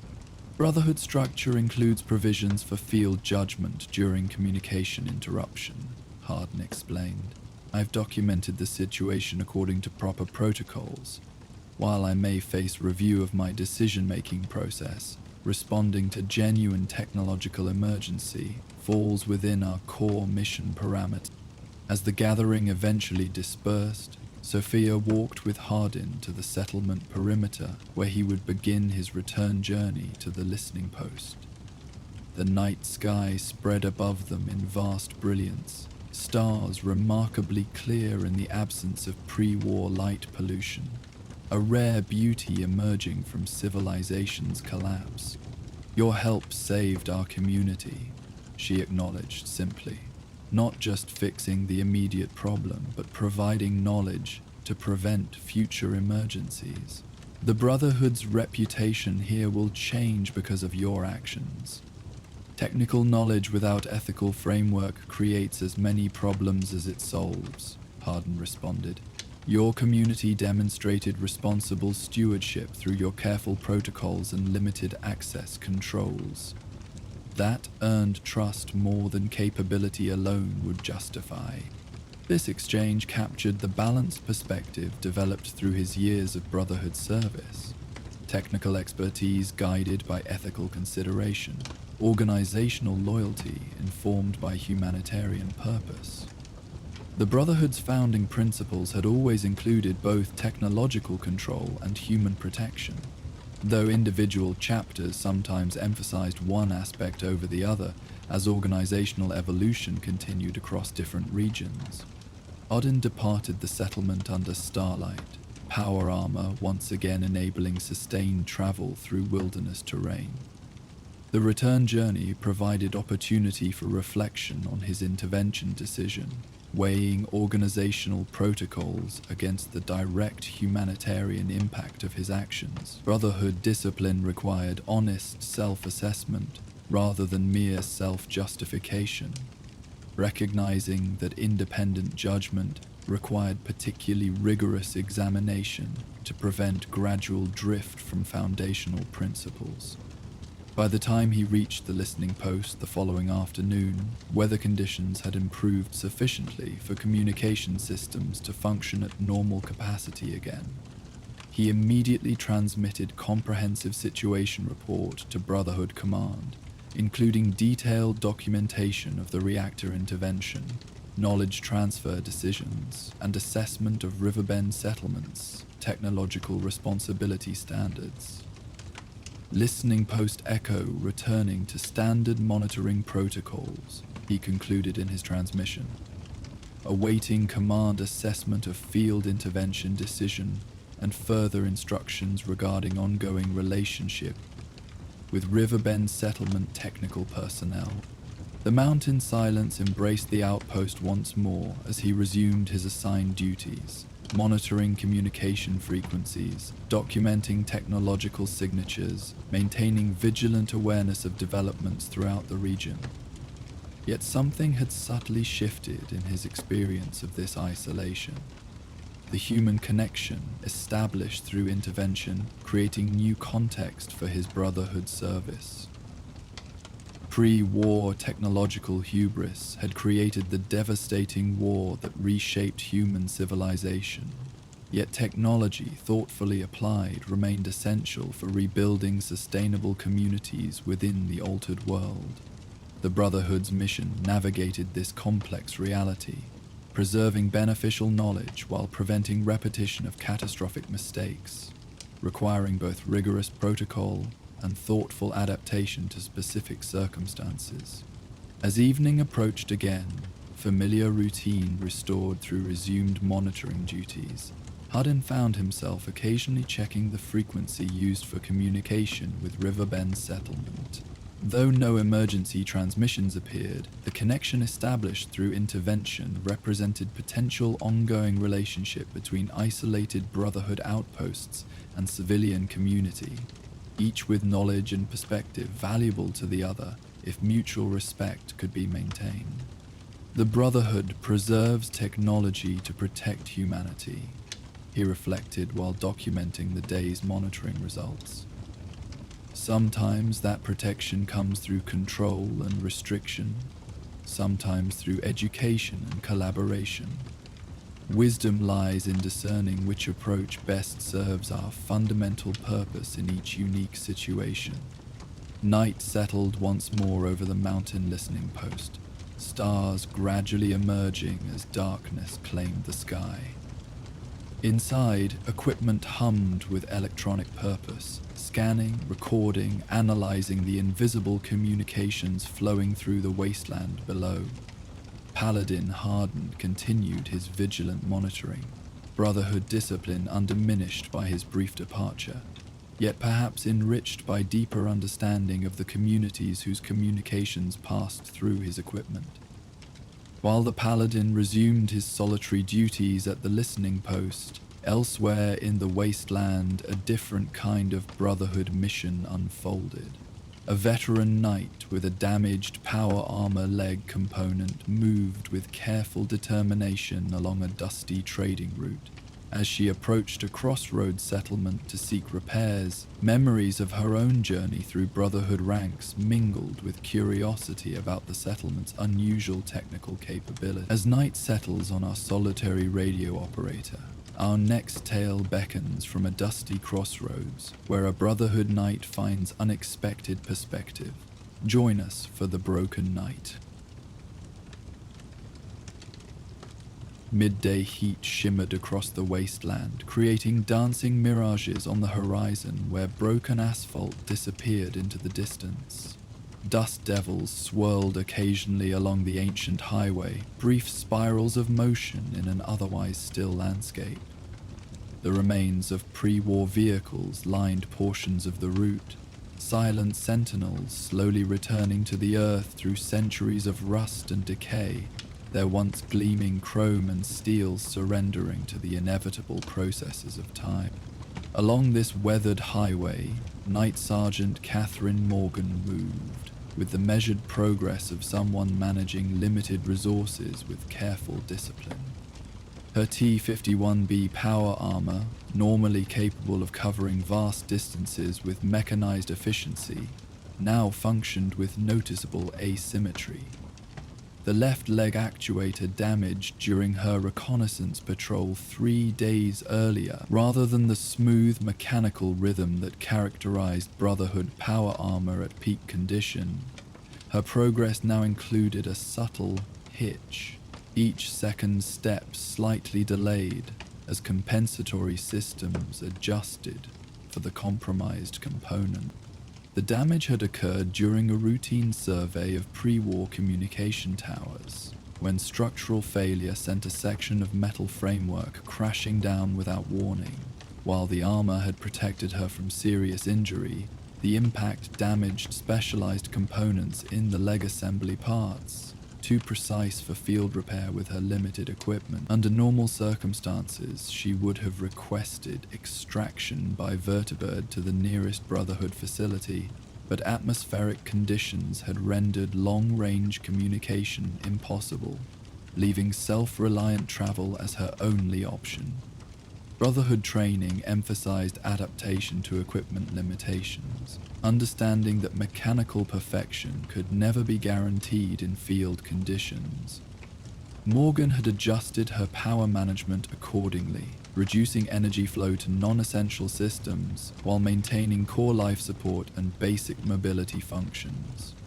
This careful rationing had allowed continued progress despite the damage, though at significantly reduced speed and efficiency. Her destination appeared gradually on the horizon, a settlement built around the intersection of two ancient highways, where pre-war buildings had survived in partial condition. Unlike the imposing military structures favored by the Brotherhood or the defensive walls of larger wasteland communities, this outpost presented a more organic profile. Structures added as needed over time, practical function prioritized over unified design, the natural evolution of a crossroads where travelers and traders gathered. As she drew closer, more details emerged from the heat-blurred distance. The settlement consisted primarily of repurposed pre-war buildings, supplemented by structures built from salvaged materials. A former gas station served as a apparent trading post, its distinctive canopy now supporting solar panels that glinted in the afternoon sun. The shell of a small motel had been reinforced and expanded to provide both resident housing and traveler accommodation. Various workshop structures surrounded the central area, their open sides revealing people engaged in repair and crafting activities. Morgan observed these details with the analytical attention characteristic of Brotherhood reconnaissance, assessing defensive capabilities, technological development level, population size, and potential resource availability. This particular settlement, identified in Brotherhood records as Crossroads Trading Post, had been noted for unusually sophisticated mechanical repair capabilities, despite their apparent isolation from major technological centers. A damaged armor now presented both necessity and opportunity, legitimate need for their reported repair services while providing direct observation of their technical capabilities. Such assessment aligned with the Brotherhood's ongoing mission to monitor technological development throughout the wasteland, identifying both potential resources and possible concerns regarding advanced technology in civilian hands. As she approached the settlement perimeter, Morgan noted the measured response to her arrival, lookouts clearly tracking her progress without immediate defensive posturing, suggesting familiarity with Brotherhood presence, without the fear or hostility sometimes encountered in more isolated communities. Several residents paused their activities to observe her approach, their expressions showing curiosity mingled with the practical assessment of traders evaluating potential business. "That's Brotherhood armor with damage to the left leg actuator assembly," observed a voice as she reached the settlement boundary. "Compensatory systems functioning, but efficiency reduced by approximately 60% based on your movement pattern. You've managed the power distribution well to maintain mobility." The speaker emerged from a nearby workshop structure, a man in his early 50s wearing the practical clothing of a wasteland technician, tools hanging from a worn leather belt around his waist. His calm assessment of her armor's specific condition suggested technical knowledge beyond typical wasteland mechanics, immediately confirming the settlement's reputation for sophisticated repair capabilities. "Accurate assessment," Morgan acknowledged, her voice carrying the slight mechanical quality of power armor audio systems. "Night Sergeant Catherine Morgan, Brotherhood Reconnaissance Division, seeking repair assistance for damaged components. Marcus Wilson." The man introduced himself with a respectful nod rather than extended hand, recognizing the impracticality of formal handshakes with power armor. I handle most of the complex mechanical work here at Crossroads. Your timing is fortunate. Received some specialized components from a Canterbury Commons caravan just yesterday that might be compatible with T-51B actuator assemblies. This response further confirmed the settlement's unusual technical sophistication. Familiarity with specific power armor designations and component requirements indicated knowledge beyond salvage-level mechanical work. Morgan noted this detail for her eventual report. Brotherhood protocols requiring thorough documentation of significant technical capability encountered during reconnaissance operations. Appreciate the assistance, she responded, maintaining professional Brotherhood demeanor while acknowledging their mutual benefit from the interaction. Can provide appropriate compensation for parts and labor through established Brotherhood exchange protocols. Marcus gestured toward a larger workshop structure at the settlement center. Let's get your armor to my main facility where I have proper equipment. The damage doesn't look structural, so repairs should be feasible without complete disassembly. You'll need to power down certain systems during the work. I assume you're familiar with the procedure. As they walked toward the indicated workshop, Morgan observed additional details about the settlement with professional attention. Several buildings housed small-scale manufacturing operations, a rarity in wasteland communities that typically focused on basic survival needs rather than production capabilities. One structure appeared dedicated to electronics repair, another to chemical processing, or what might be medical supplies or purified materials. The overall impression suggested a community significantly more developed than its modest size would indicate. The main workshop revealed itself as impressively equipped for wasteland standards. Tools and testing equipment arranged with organized efficiency, workspaces designed for different types of repairs, power systems more stable than the typical generator setups found in smaller settlements.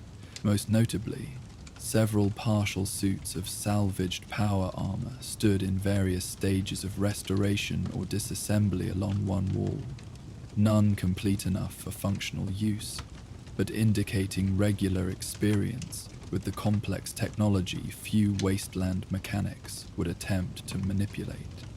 You have substantial experience with power armor, Morgan observed as she examined these partial suits. Not a question, but an assessment, her Brotherhood training automatically evaluating potential sources of such unusual expertise. Marcus nodded while preparing a workstation for her repairs. Spent some time with the Brotherhood many years ago. Reached initiate level before determining the full Brotherhood path wasn't my calling. Maintained good relations when I left. Elder Lyons understood that different skills serve humanity in different ways. This revelation provided immediate context for the settlement's unexpected technical capabilities. Knowledge derived from Brotherhood training, but implemented through civilian application. Morgan's assessment shifted subtly with this information, recognizing that rather than independent technological development that might warrant closer monitoring, this represented the controlled diffusion of practical knowledge through formally trained personnel. The Capital Wasteland chapter, she noted, recognizing the reference to Elder Lyons. I served briefly under his leadership before transferring to our expeditionary division. His perspective on Brotherhood principles was notable. This carefully neutral phrasing acknowledged the complex history of different Brotherhood chapters without explicitly addressing the philosophical divisions that had sometimes developed between them. Elder Lyons had become known for more humanitarian interpretation of Brotherhood purpose, compared to chapters maintaining stricter focus on technological preservation and control, differences that occasionally created tension within the broader organization. Lyons understood that preserving knowledge means ensuring its continuity, not just its protection, Marcus responded while examining her damaged armor components more closely. But I respect that different Brotherhood leaders interpret the mission through different tactical approaches. The fundamental purpose remains worthy, regardless of implementation variations. This philosophical exchange carried deeper significance than mere conversation during repair work. It represented the ongoing evolution of Brotherhood ideology across different regions and chapters. Morgan found herself unexpectedly engaged by the perspective of someone who had chosen to leave the organization, while apparently maintaining respect for its core principles. "I'll need you to disengage power flow to the left leg assembly," Marcus directed, returning to the practical task at hand. The damage appears concentrated in the primary actuator control module, rather than the mechanical components themselves. Might be repairable without complete replacement if the integrated circuits remain intact. Morgan initiated the recommended power distribution adjustments from within her armor, internal controls allowing precise management of energy flow to different systems. Brotherhood power armor training emphasized intimate understanding of these procedures. Each knight expected to maintain comprehensive knowledge of their equipment rather than depending solely on scribes for technical matters. "Systems adjusted as recommended," she confirmed, maintaining power to core life support and right-side mobility functions. Left leg assembly depowered for repair access.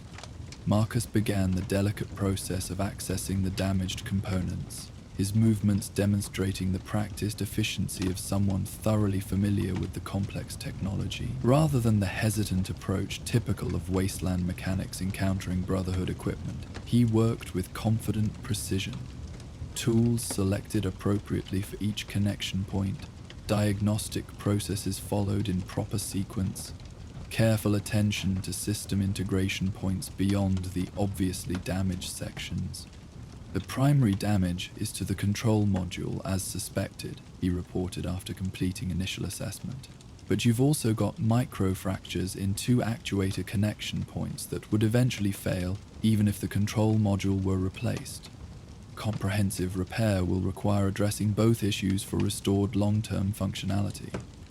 This detailed diagnosis further confirmed his sophisticated technical knowledge, identifying not merely the obvious damage but potential future failure points that less experienced technicians might have overlooked.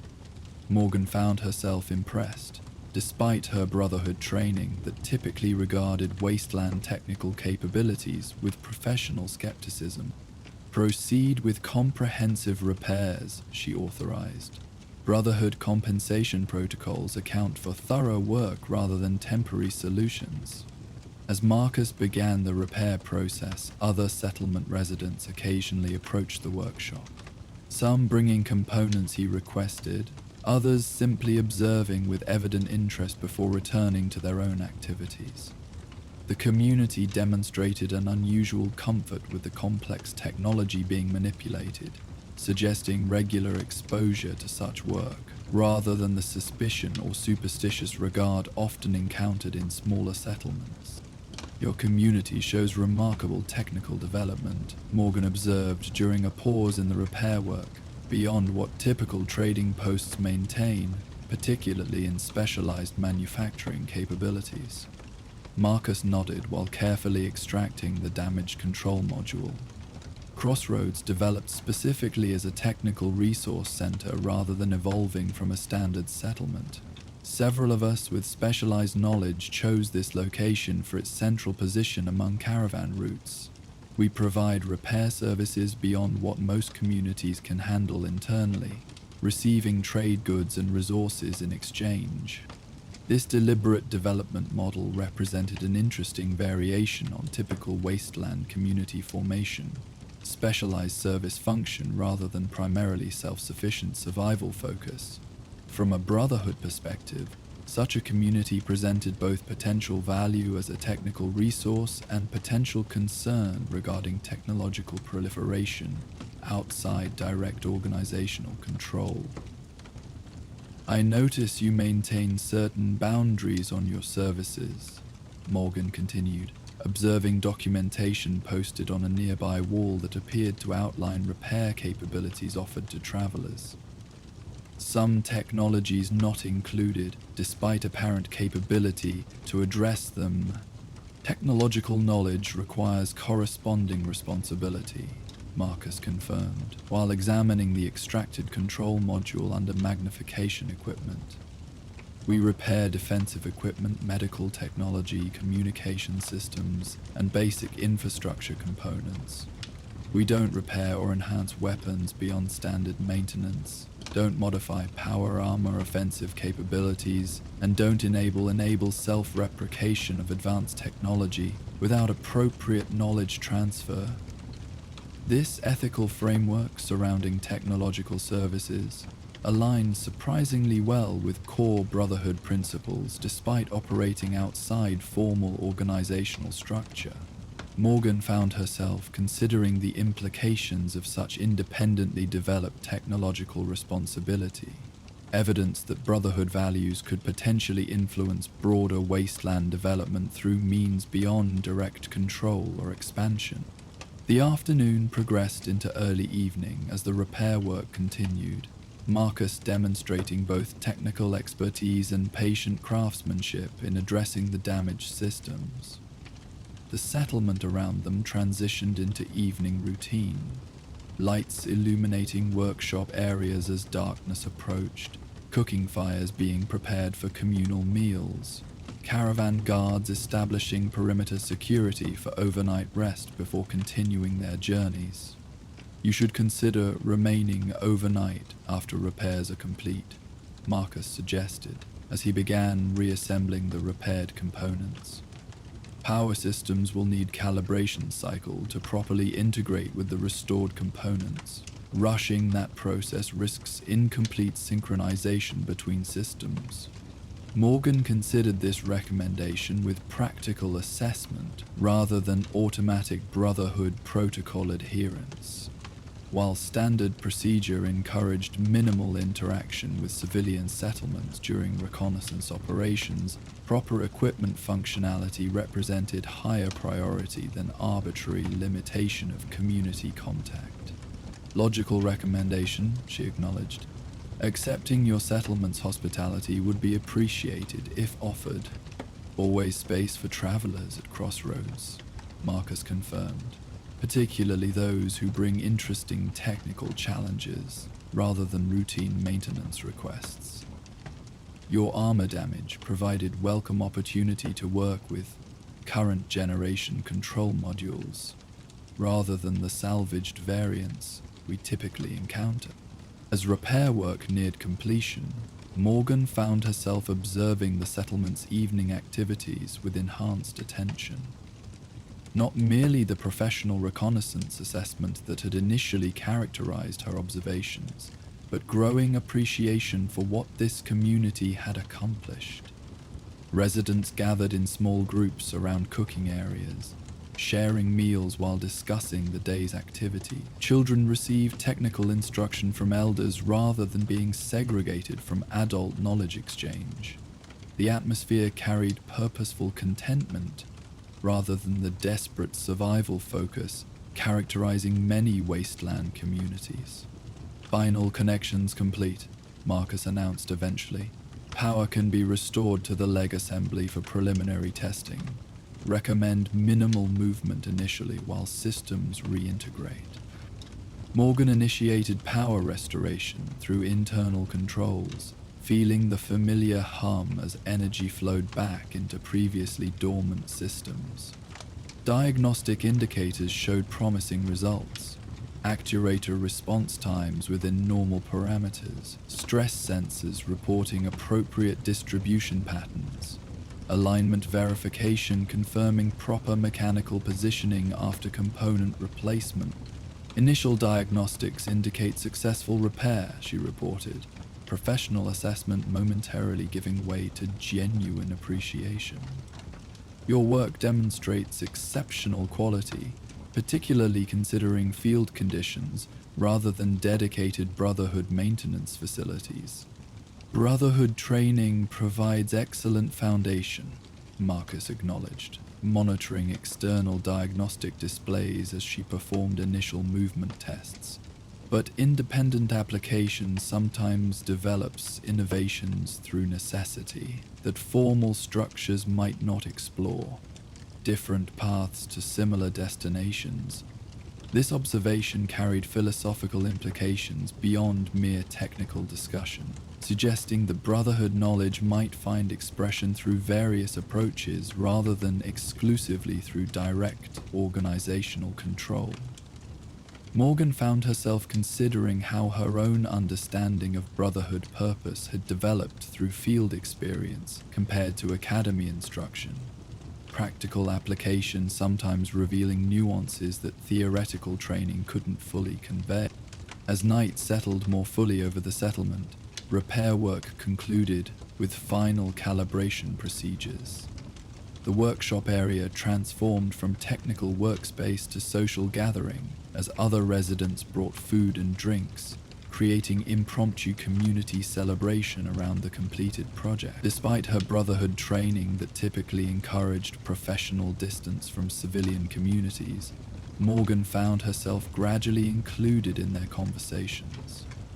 Technical discussions evolving into broader exchange about conditions throughout the region. "You mentioned transferring to the Expeditionary Division," noted an older man who had introduced himself as Thomas, a former caravan guard now serving as settlement security coordinator. "Brotherhood expanding into new territories recently?"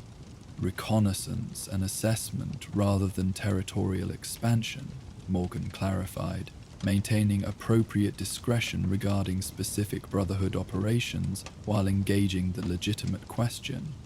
"Identifying technological resources, evaluating regional stability factors, establishing communication with significant communities."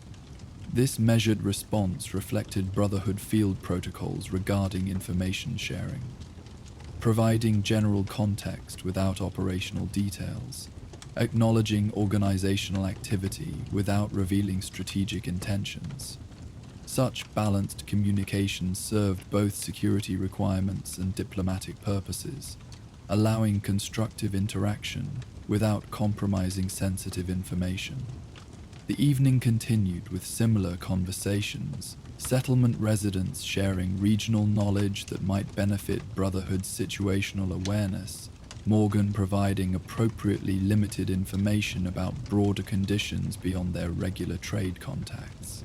This exchange represented the potential symbiotic relationship between Brotherhood operations and cooperative civilian communities, information flow benefiting both parties without requiring formal affiliation. As the gathering gradually dispersed toward individual night routines, Marcus offered use of a small private shelter for her overnight stay, a courtesy extended to traders and travelers who brought significant business or interesting technical challenges to the settlement. The structure provided basic but comfortable accommodation, notably equipped with functional pre-war plumbing systems connected to purified water supply, another indication of the settlement's unusual technical development. Morgan completed standard end-of-day power armor maintenance before partial disengagement for rest, Brotherhood training emphasizing the importance of proper equipment care, even during field deployment with limited resources. The newly repaired components demonstrated excellent integration during these procedures, confirming the quality of Marcus's technical work beyond initial testing. Morning arrived with the distinctive quality of light that characterizes wasteland dawns. Harsh clarity gradually softened by atmospheric dust, creating brief moments of surprising beauty across the broken landscape. Settlement activities resumed with practical efficiency, residents returning to their specialized work while trading caravans prepared for departure after overnight rest. The community functioned with the coordinated purpose of people who understood their collective role within regional dynamics. Technical service providers maintaining broader connectivity through practical contribution rather than isolation or dominance. Morgan completed power armor re-engagement and final system verification, satisfied that the repairs would provide full functionality for her return journey to Brotherhood territory. The damaged components had been not merely replaced, but improved through Marcus's modifications. Subtle enhancements to connection points that would reduce stress concentration during operational movement, potentially extending maintenance intervals beyond standard specification. Your settlement provides valuable technical services to the region, she acknowledged as she prepared for departure. Formal Brotherhood assessment tempered by genuine appreciation. Responsible application of specialized knowledge represents significant contribution to stability. Marcus nodded, understanding the multiple layers within her statement, both personal acknowledgement and unofficial Brotherhood recognition of their positive technological role. Different expressions of similar purpose, he suggested. The Brotherhood preserves knowledge through organizational structure and direct control. We preserve practical application through distributed service and selective knowledge transfer. Perhaps both approaches serve humanity's recovery in complementary ways. This philosophical perspective invited deeper consideration of how Brotherhood principles might manifest beyond direct organizational expansion. Technological responsibility potentially developing through multiple pathways, rather than exclusively through formal membership. Morgan found herself contemplating how her understanding of Brotherhood purpose had evolved through field experience compared to academy instruction, recognizing nuances that institutional perspectives sometimes overlooked when viewing wasteland communities solely through standardized assessment parameters. Crossroads trading post will be documented favorably in my reconnaissance reports, she confirmed, providing the concrete acknowledgement his community had earned through demonstrated technological responsibility. Technical capabilities noted, with particular emphasis on ethical implementation boundaries. This official recognition carried significant meaning within Brotherhood operational procedures. Communities receiving favorable documentation often developed beneficial relationships with Brotherhood patrols and scribes, creating mutual advantage through information exchange and occasional collaborative projects, without requiring formal affiliation agreements.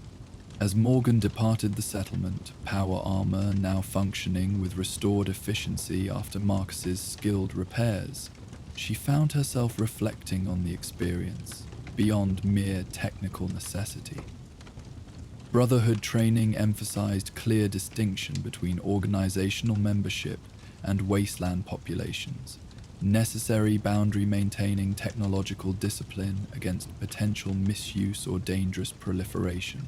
Yet communities like Crossroads demonstrated that responsible technological development could emerge through alternative pathways, particularly when influenced by individuals who carried Brotherhood training into civilian application. A patrol route would continue for another 12 days before returning to Brotherhood territory for comprehensive debriefing and reassignment. This encounter would form one component of her detailed field report, standard documentation of technological capabilities encountered throughout the region, assessment of community development patterns, identification of potential resources or concerns relevant to Brotherhood's strategic planning. Yet beyond these formal parameters, the experience offered personal perspective regarding the diverse expressions of technological responsibility that might contribute to humanity's gradual recovery from atomic devastation. The wasteland stretched before her as she resumed her patrol route, power armor moving with restored mechanical precision across the broken landscape. Brotherhood reconnaissance operations emphasized comprehensive territorial awareness, understanding regional developments through direct observation rather than second-hand reports, maintaining accurate assessment of conditions beyond established organizational boundaries. Such field operations formed essential foundation for strategic planning, identifying both potential expansion opportunities and emerging concerns requiring attention. Morgan's thoughts returned to Marcus's observation about different paths towards similar destinations. Brotherhood organizational structure and independent technical communities potentially serving complementary roles in preserving humanity's technological heritage against wasteland degradation. Her years of field service had revealed the complex reality beyond the sometimes rigid doctrinal positions taught to new recruits, practical implementation often requiring nuanced understanding of how Brotherhood principles might manifest in various contexts. As midday approached, she established standard communication contact with the nearest Brotherhood patrol relay, confirming her position and status as protocol required. Night Sergeant Morgan, reporting from grid coordinate Echo 7. Equipment status optimal following successful field repairs. Continuing reconnaissance route as scheduled. No significant hostile activity observed in this sector.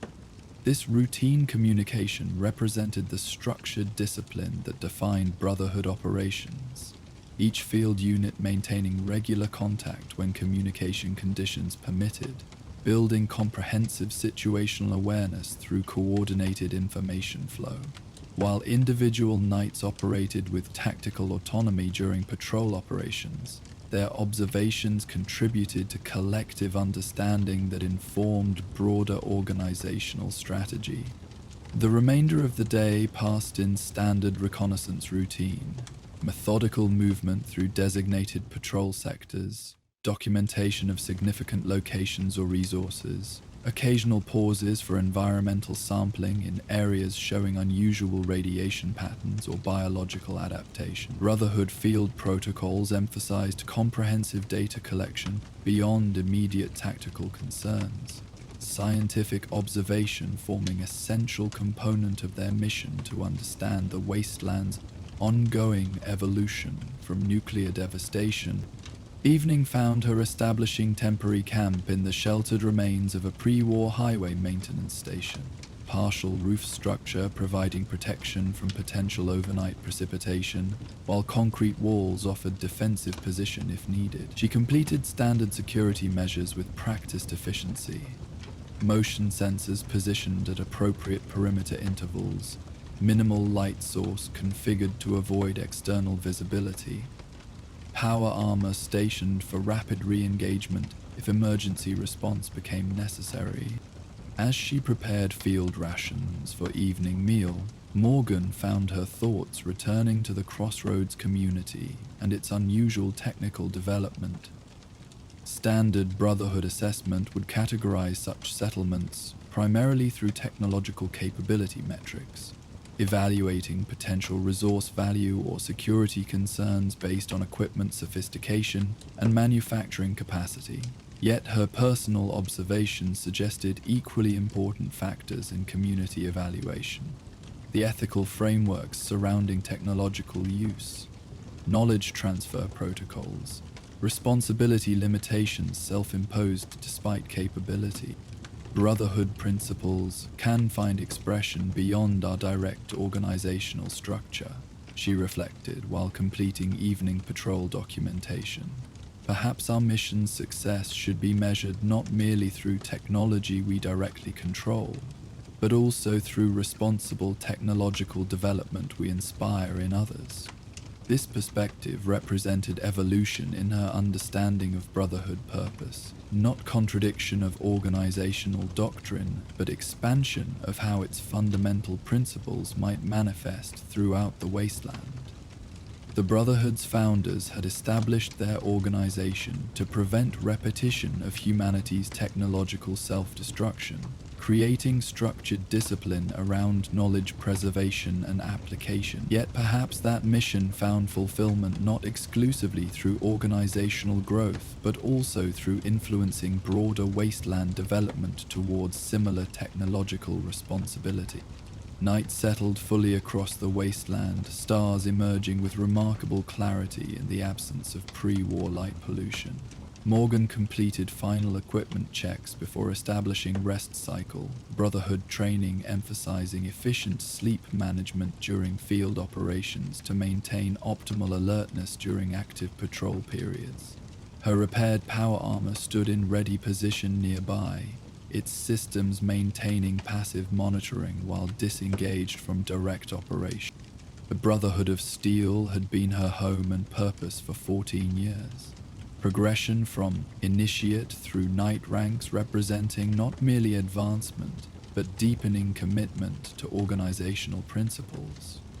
Field service had taken her across vast territories, witnessing both the wasteland's ongoing harshness and humanity's persistent efforts to rebuild within altered conditions. Each patrol, each reconnaissance mission, each community encountered added dimension to her understanding of how Brotherhood purpose interfaced with the complex reality beyond doctrinal abstraction. Communities like Crossroads represented a potential bridge between Brotherhood isolation and wasteland technological chaos, neither fully integrated within organizational structure, nor dangerously undisciplined in technological application. Such settlements might serve complementary purpose to Brotherhood operations, maintaining responsible technical knowledge in regions where direct organizational presence remained limited by logistical constraints or strategic priorities. As sleep gradually claimed her consciousness, Morgan carried this evolving perspective into her rest cycle, not rejection of Brotherhood principles, but expanded understanding of their potential manifestation beyond direct organizational boundaries. Her patrol would continue tomorrow, resuming the methodical reconnaissance that provided essential intelligence for Brotherhood's strategic planning. Yet perhaps her encounter at Crossroads would contribute something equally valuable: perspective regarding alternative expressions of technological responsibility that might ultimately serve their shared purpose of preventing humanity's repeated self-destruction through uncontrolled technological application. The Brotherhood's path forward would continue evolving through such field experiences, doctrine shaped not merely by leadership decisions, but by the practical realities encountered by knights throughout the wasteland. Her individual contributions to this evolution might seem small within the organization's centuries-long mission, yet each field observation, each patrol report, each encounter documented provided essential context for Brotherhood adaptation to wasteland realities beyond their established territories. While Night Sergeant Morgan rested in her temporary camp elsewhere in the wasteland, a newly promoted Brotherhood paladin prepared for his first independent assignment. As dawn approached, he checked his equipment with meticulous attention, reviewing patrol protocols and boundary markers with the focused determination of someone accepting significant new responsibility.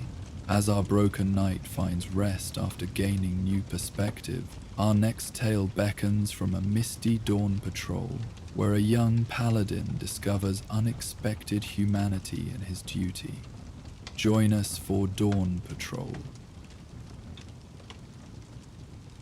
The pre-dawn Commonwealth air carried a gentle chill, the kind that settled into the quiet moments before sunrise, when the world held its breath in anticipation of coming light. Dew collected on scattered vegetation, transforming humble wasteland plants into jeweled sculptures that would vanish with the morning's first warmth. Mist gathered in low-lying areas, creating ethereal pools that softened the harsh edges of a landscape long transformed by nuclear devastation. In this tranquil half-light, Paladin James Everett moved with measured precision along the eastern perimeter of the Brotherhood outpost. His power armor, freshly maintained the previous evening, responded to his movements with the reassuring synchronicity that came from years of training. Each step carefully placed, each motion controlled, the impressive machinery becoming natural extension of his own body rather than mere equipment. The distinctive emblem on his armor's chest plate gleamed dully in the pre-dawn light. Newly applied insignia, marking his recent promotion from Knight to Paladin. This dawn patrol represented his first independent command responsibility since that promotion 3 days earlier. While the assignment might seem routine to outside observers, merely checking perimeter sensors and observation posts around a well-established Brotherhood facility, every responsibility reflected Brotherhood principles in action. Every duty and opportunity to demonstrate the disciplined commitment that defined their organization. Sensor Array Alpha 3 showing normal operation, he noted into his helmet's recording system, maintaining proper documentation protocols despite the absence of immediate supervision. Environmental readings consistent with seasonal baseline, no anomalous radiation patterns detected. The Brotherhood compound occupied what had once been a pre-war military training facility, its original concrete structures reinforced and expanded through careful construction over the years since its establishment. Located approximately 20 miles northwest of the ruins of Boston, the outpost served as forward operating position for Brotherhood operations throughout this region of the Commonwealth, close enough to provide rapid response capabilities while maintaining strategic distance from the most densely populated ruins with their unpredictable hazards. Perimeter security featured multiple integrated systems, motion sensors placed at calculated intervals, automated defense turrets positioned for interlocking fields of fire, observation posts staffed by initiates receiving practical field training. This layered approach reflected Brotherhood tactical philosophy, technological advantage supported by human judgment, mechanical precision balanced with adaptable intelligence. Everett's patrol route took him methodically around this perimeter, checking each component with attentive thoroughness rather than perfunctory inspection. Though only 26 years old, relatively young for Paladin rank, he had earned advancement through demonstrated combination of tactical proficiency and philosophical understanding of Brotherhood principles. His approach to duty reflected this balanced perspective. Technical protocols followed with precision while maintaining awareness of their purpose within broader organizational mission. As he completed inspection of the northeastern sensor cluster, the horizon began showing first hints of approaching dawn. Faint lightening of the eastern sky creating subtle contrast against the silhouettes of distant ruins. This transitional moment between night and day had always carried special significance in Brotherhood tradition. Perimeter Section 2, security confirmation complete, he documented, maintaining professional focus, despite the natural beauty gradually revealing itself across the landscape. Proceeding to Observation Post Bravo for personnel status verification. The observation post appeared ahead, a reinforced position built into the natural elevation of a small ridge, providing commanding view of the approach paths from eastern territories. As Everett neared this position, he noted something unexpected on his armor's enhanced sensor display.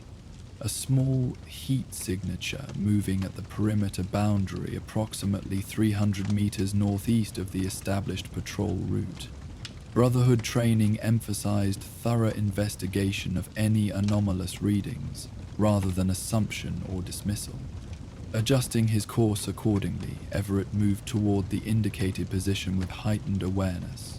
Not immediate combat readiness, but prepared tactical assessment appropriate for uncertain situations. His armor's systems automatically adjusted to this change in operational status, power distribution shifting slightly to prioritize defensive and sensory capabilities. As he approached the location, enhanced visual systems resolved the heat signature into unexpected form. A child, perhaps 10 or 11 years old, moving carefully through the underbrush, while periodically kneeling to examine plants near the ground. The youngster appeared focused entirely on this botanical investigation, seemingly unaware of both the nearby Brotherhood facility and Everett's approaching presence. This discovery presented a situation not directly addressed in standard patrol protocols. While technically a perimeter breach requiring security response, the nature of the intruder clearly indicated non-hostile presence rather than infiltration attempt. Brotherhood training emphasized appropriate judgment beyond procedural adherence. Understanding the purpose behind protocols rather than merely following them without contextual assessment, Everett adjusted his approach to minimize potential alarm, intentionally allowing his armor to make sufficient noise for natural awareness rather than suddenly appearing to the child. This consideration proved effective as the youngster looked up from examining a cluster of plants, eyes widening at the sight of power armor emerging from morning mist. To the paladin's surprise, the child showed minimal fear despite the potentially intimidating appearance of Brotherhood armor. Instead, after initial startled reaction, curiosity seemed to override apprehension.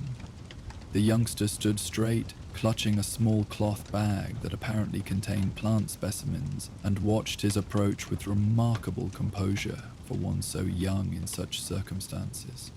"Your Brotherhood of Steel," the child observed as Everett reached conversational distance, voice carrying the distinctive accent of Commonwealth settlements. "The armor's different from the pictures. Newer, maybe?" This unexpected comment suggested familiarity with Brotherhood presence, rather than fearful misunderstanding. Everett considered appropriate response. Standard security protocols would dictate escorting unauthorized personnel from restricted areas immediately. Yet the circumstances suggested educational opportunity, rather than security threat. PT6 model power armor, he confirmed, modulating his external speakers to conversational volume rather than the more intimidating projection used during tactical operations. Currently within Brotherhood restricted territory. This area is not open to civilian access, even for plant gathering. The child nodded with surprising seriousness. "Didn't know I'd crossed into your boundary. There aren't any markers on this side. I'm collecting healing plants for our doctor. Bloodleaf grows better near the radiation pockets, and this area has the right balance for it to develop proper medicinal properties without becoming toxic." This explanation revealed unexpected botanical knowledge, specific understanding of environmental conditions affecting plant properties rather than mere scavenging. Everett's assessment shifted further from security concern toward recognition of practical necessity. Wasteland education in progress. A young mind developing specialized knowledge necessary for community survival. "Your settlement sends children to gather medical supplies?" he inquired, professional assessment now focusing on understanding local community practices rather than merely enforcing perimeter protocols. "I'm Riley," the child offered instead of directly answering. "From Greentop Nursery Settlement. Dr. Jensen teaches me about plants because I have a good memory for identifying growth patterns and properties. She says I might be a proper medical apprentice when I'm older, if I keep learning." This additional context painted clearer picture of the situation. Not reckless child wandering, but purposeful training in essential settlement skills under experienced guidance.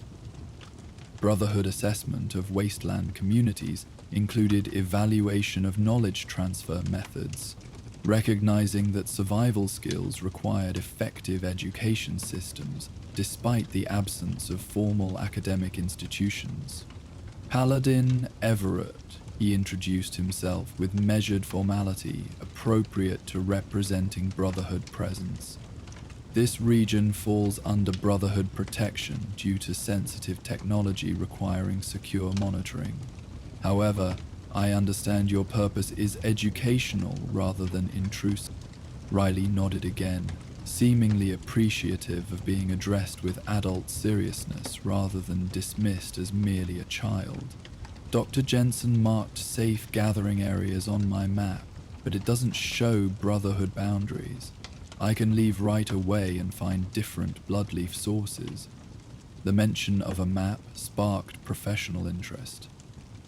Brotherhood operations included comprehensive territorial documentation, and civilian mapping capabilities provided valuable intelligence regarding settlement knowledge and movement patterns. May I see your gathering map? It could help identify appropriate collection areas that don't cross security boundaries. The child hesitated only briefly before retrieving a carefully folded paper from a pocket, opening it to reveal hand-drawn but surprisingly accurate geographical representation of the surrounding region. Locations were marked with different symbols indicating various plant types, with annotations regarding seasonal availability and growth conditions. The level of detail suggested serious settlement investment in botanical knowledge, precisely the type of beneficial technology application the Brotherhood ideally sought to encourage. Your doctor maintains impressive documentation, Everett observed, genuine respect tempering his official assessment. These gathering patterns show systematic knowledge development, rather than mere survival scavenging. Riley's expression brightened at this recognition. Dr. Jensen was a research botanist before establishing our settlement. Says proper documentation is as important as the plants themselves. Knowledge preserved means future generations won't start from ignorance. This philosophy carried striking resonance with fundamental Brotherhood principles: the preservation of knowledge against wasteland degradation, systematic documentation ensuring continuity rather than constant rediscovery. While focused on botanical rather than technological knowledge, the methodical approach reflected precisely the type of responsible information management the Brotherhood ideally sought to encourage throughout the Commonwealth. Everett found himself reassessing his response to this perimeter encounter.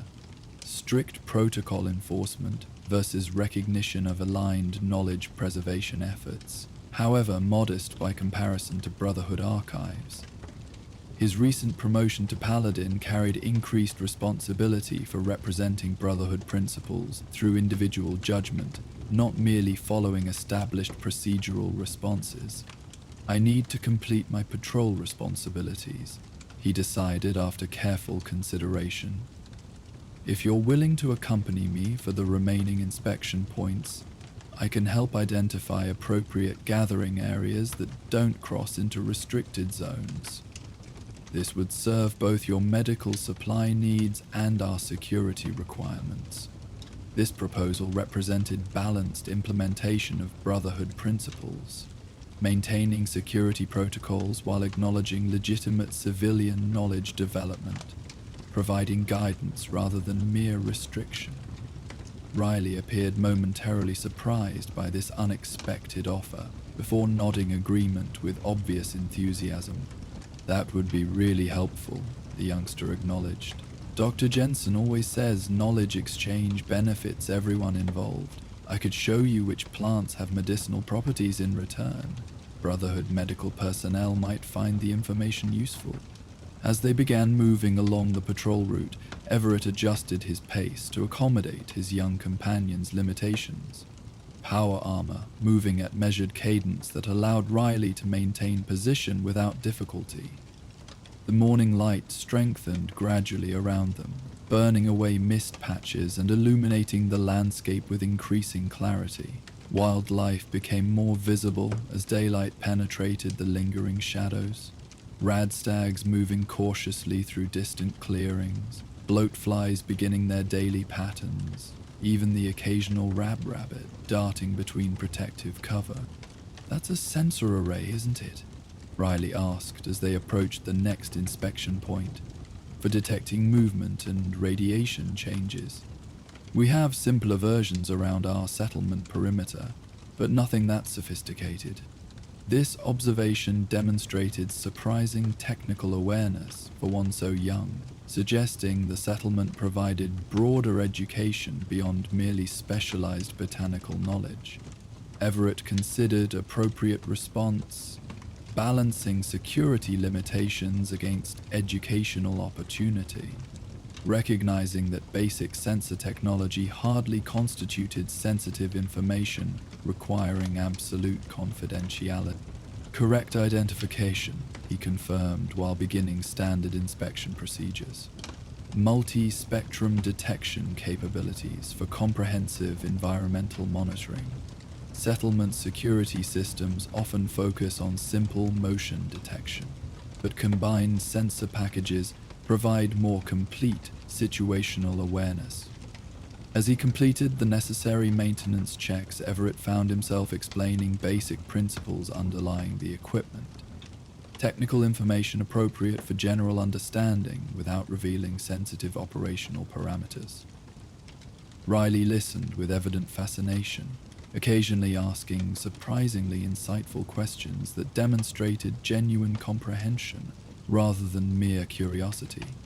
Their progress continued along the patrol route, the unusual pairing, Brotherhood paladin in full power armor alongside attentive wasteland child, creating sight that would have appeared incongruous to casual observation, yet the interaction developed natural rhythm as they moved between inspection points. Everett fulfilling his security responsibilities while Riley identified various plant species growing near the path, explaining their properties and uses with the serious precision of someone sharing valued knowledge. "This one's important," the child noted, kneeling beside an unremarkable-looking plant with narrow leaves. "Hubflower. Contains compounds that help prevent infection when prepared properly. Dr. Jensen says it's related to pre-war antibiotics, but we use different preparation methods, adapted to its current properties."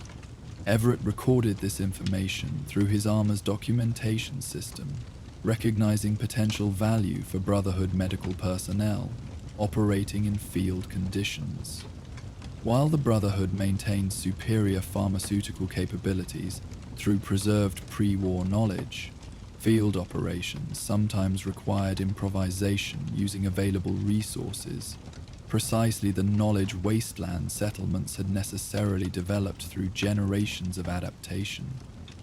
"Your settlement appears to have developed significant medical knowledge," he observed as they continued toward the next checkpoint.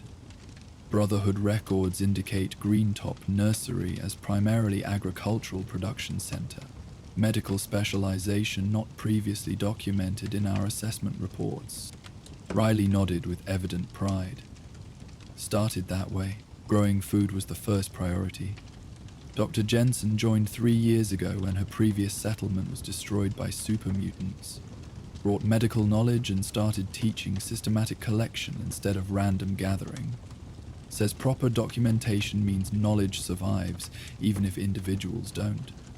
This philosophy again echoed Brotherhood principles regarding knowledge preservation. The fundamental understanding that civilization's recovery required systematic information management, rather than isolated individual expertise. While focused on different knowledge domains, the underlying approach demonstrated parallel development of responsible information stewardship values. As dawn fully established itself across the landscape, their unusual patrol continued with mutual exchange of appropriate knowledge, Everett explaining basic security concepts applicable to settlement protection, Riley sharing botanical identification methods for distinguishing beneficial plants from similar appearing toxic varieties. This reciprocal information flow created unexpected implementation of Brotherhood ideals regarding knowledge dissemination, controlled sharing of beneficial information, while maintaining necessary security around sensitive technologies. Observation Post Bravo ahead, Everett noted as they approached the next scheduled inspection point. Initiate training position. The personnel stationed here are learning perimeter security protocols through practical application rather than merely theoretical instruction. The observation post became visible as they drew closer, a reinforced position built from concrete and salvage materials, designed to provide both protection for occupants and clear observation lines across surrounding terrain. Two Brotherhood initiates stood at attention as they noticed Paladin armor approaching, their posture reflecting the disciplined formality expected during inspection situations. "Sir, Observation Post Bravo reporting normal status," announced the senior initiate as Everett reached proper distance for formal interaction. The young man's attention briefly shifted to Riley before returning to proper focus on the inspecting Paladin, confusion regarding the civilian presence evident but subordinated to protocol adherence. "Status acknowledged, initiate," Everett responded with appropriate formality. "Perimeter patrol identified civilian gathering medical supplies near Sensor Array Delta, currently providing guidance regarding Brotherhood boundary limitations while completing scheduled inspection route."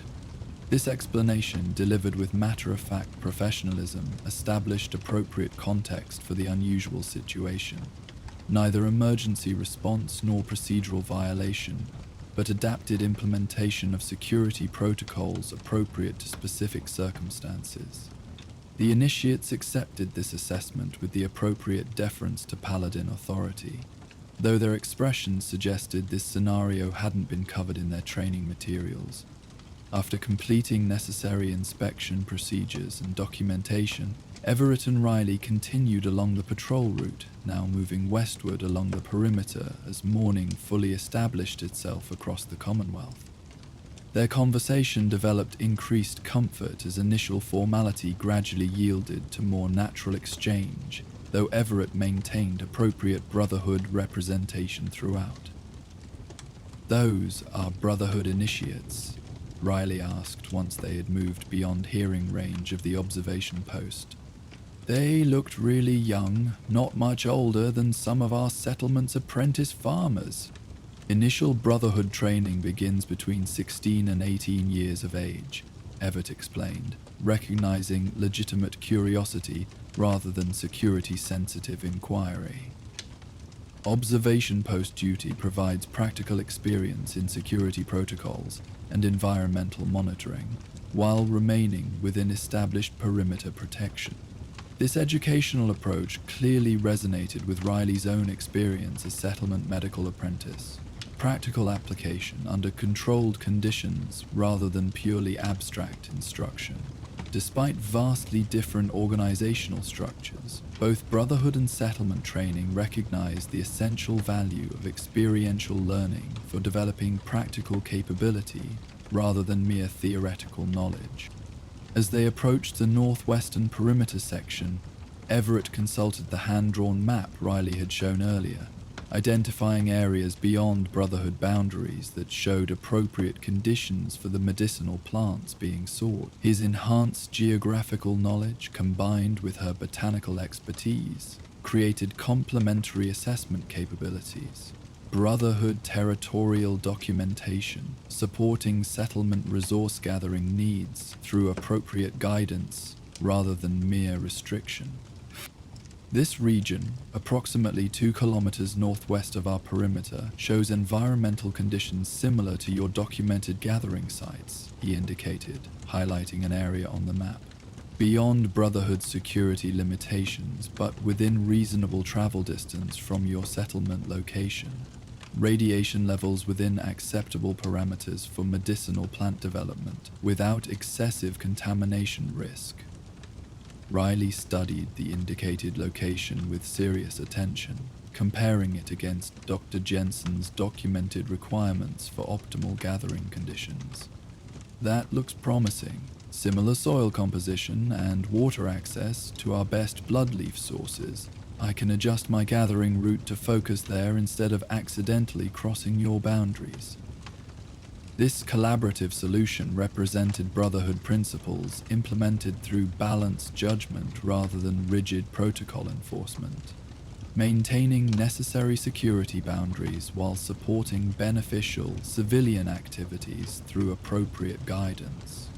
Rather than merely redirecting the young gatherer away from restricted areas, Everett had provided constructive alternative that served both Brotherhood security requirements and settlement medical needs. As the morning progressed toward midday, they completed the perimeter patrol circuit, eventually returning to approximately the same location where they had first encountered each other. The Commonwealth had fully awakened around them, birds calling from scattered vegetation, insects buzzing through warming air, the distinctive sounds of a wasteland ecosystem adapted to post-nuclear conditions, yet continuing fundamental life patterns that had existed long before human presence.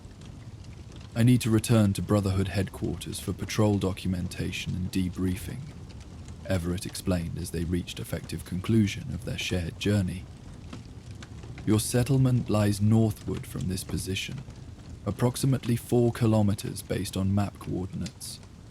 The route should remain clear of any significant hazards if you maintain established paths.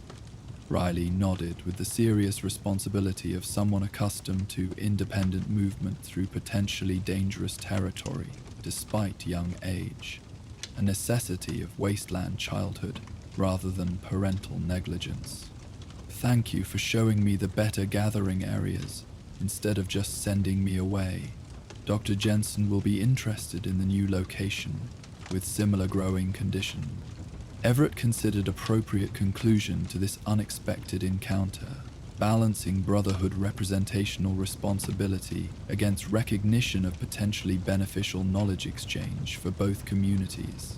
After careful assessment, he reached decision that reflected the thoughtful judgment his recent promotion to Paladin acknowledged.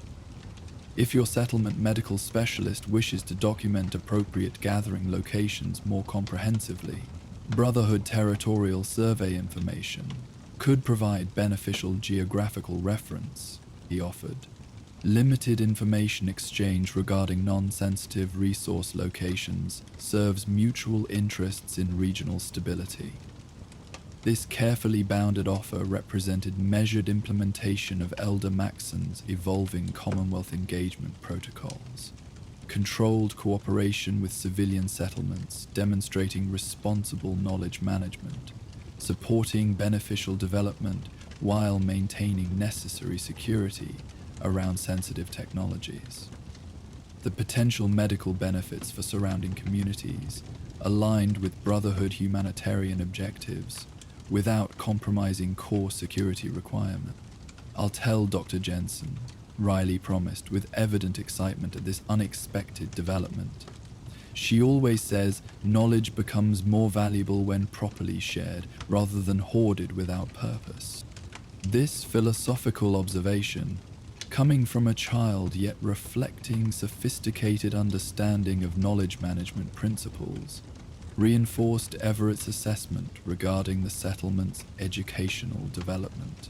Despite limited resources and challenging conditions, they had apparently established effective knowledge transfer systems that preserved and expanded critical survival information across generations. A fundamental prerequisite for genuine civilization rebuilding, rather than mere subsistence. As they prepared to continue their separate journeys, Everett found himself reflecting on the unexpected educational value of this morning's patrol. Not merely for the young settler who had received guidance regarding Brotherhood boundaries and gathering locations, but for himself as newly promoted Paladin, responsible for representing organizational principles through individual judgment in field conditions.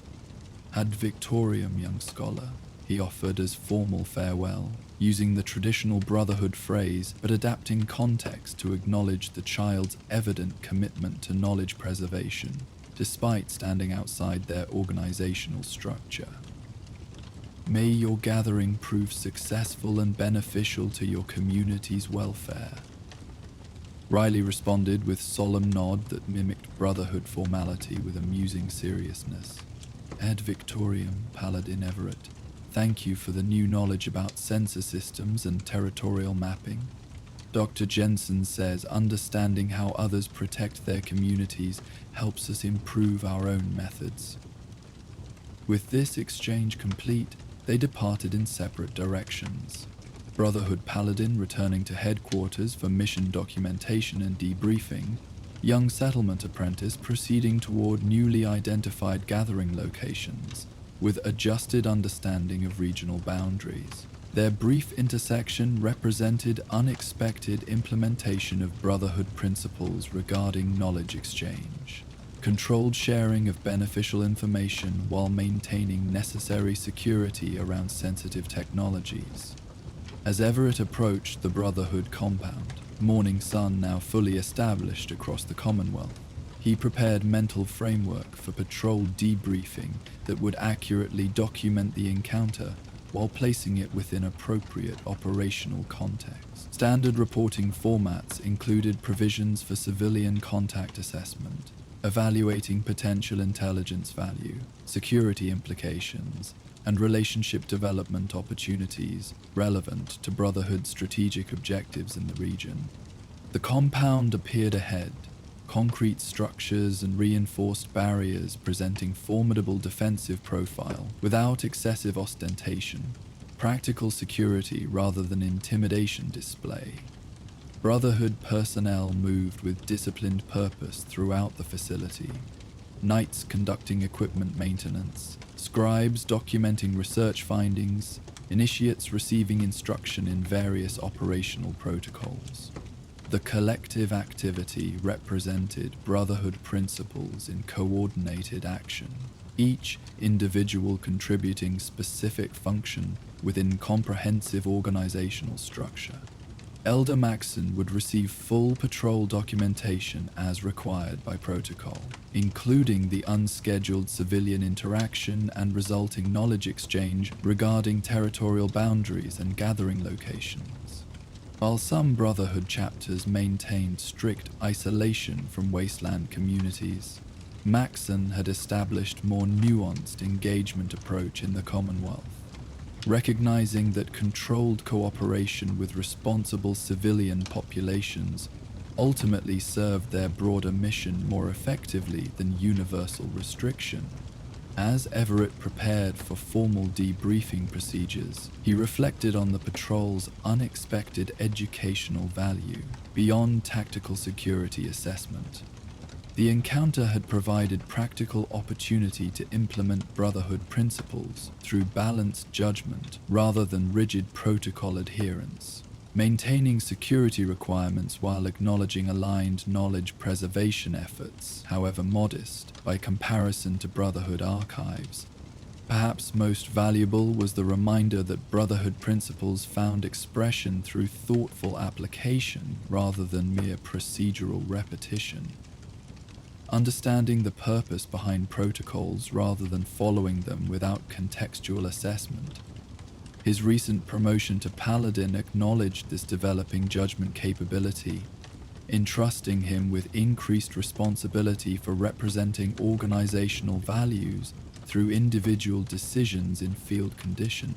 The Commonwealth stretched around them in all directions, a broken landscape gradually adapting to post-nuclear conditions through both natural evolution and human determination. Brotherhood presence represented one approach to navigating this challenging reality. Structured organization preserving critical knowledge while developing appropriate implementation under Elder Maxson's guidance. Yet as this morning's patrol had demonstrated, other approaches contributed to knowledge preservation as well. Settlement, education systems developing specialized expertise through generations of practical adaptation. Perhaps humanity's recovery from nuclear devastation would ultimately require multiple complementary approaches. Brotherhood organizational discipline, preserving technological knowledge against degradation. Settlement adaptation systems, developing specialized environmental expertise. Occasional controlled exchange, creating mutual benefit through appropriate knowledge sharing. No single approach could address all aspects of rebuilding civilization from atomic destruction, but each contribution moved humanity incrementally forward from mere survival toward genuine recovery. As Everett completed final approach to the Brotherhood compound, power armor, moving with disciplined precision toward the main entrance where he would begin formal debriefing procedures, he carried this perspective as valuable patrol outcome. Beyond routine security assessment, morning sunlight illuminated the Brotherhood insignia displayed prominently above the entrance, symbolic representation of organizational purpose that each member interpreted through individual understanding, developed across their service experience. Patrol complete, he documented in final recording entry before entering the compound. Perimeter security verified, civilian interaction documented with appropriate knowledge exchange protocols implemented. Ad victoriam, through understanding as well as strength. Thanks for wandering the wasteland with me tonight. If these stories helped you relax, don't forget to like, subscribe, and share your thoughts in the comments. For uninterrupted sleep, these videos play straight through without ads, letting the sounds of the wasteland guide you all night long. If you want more, check out our Patreon for early access and exclusive Spotify playlists. Link in the description. Sleep well, fellow vault dwellers. May your dreams be peaceful and your nights raid-free. Good night.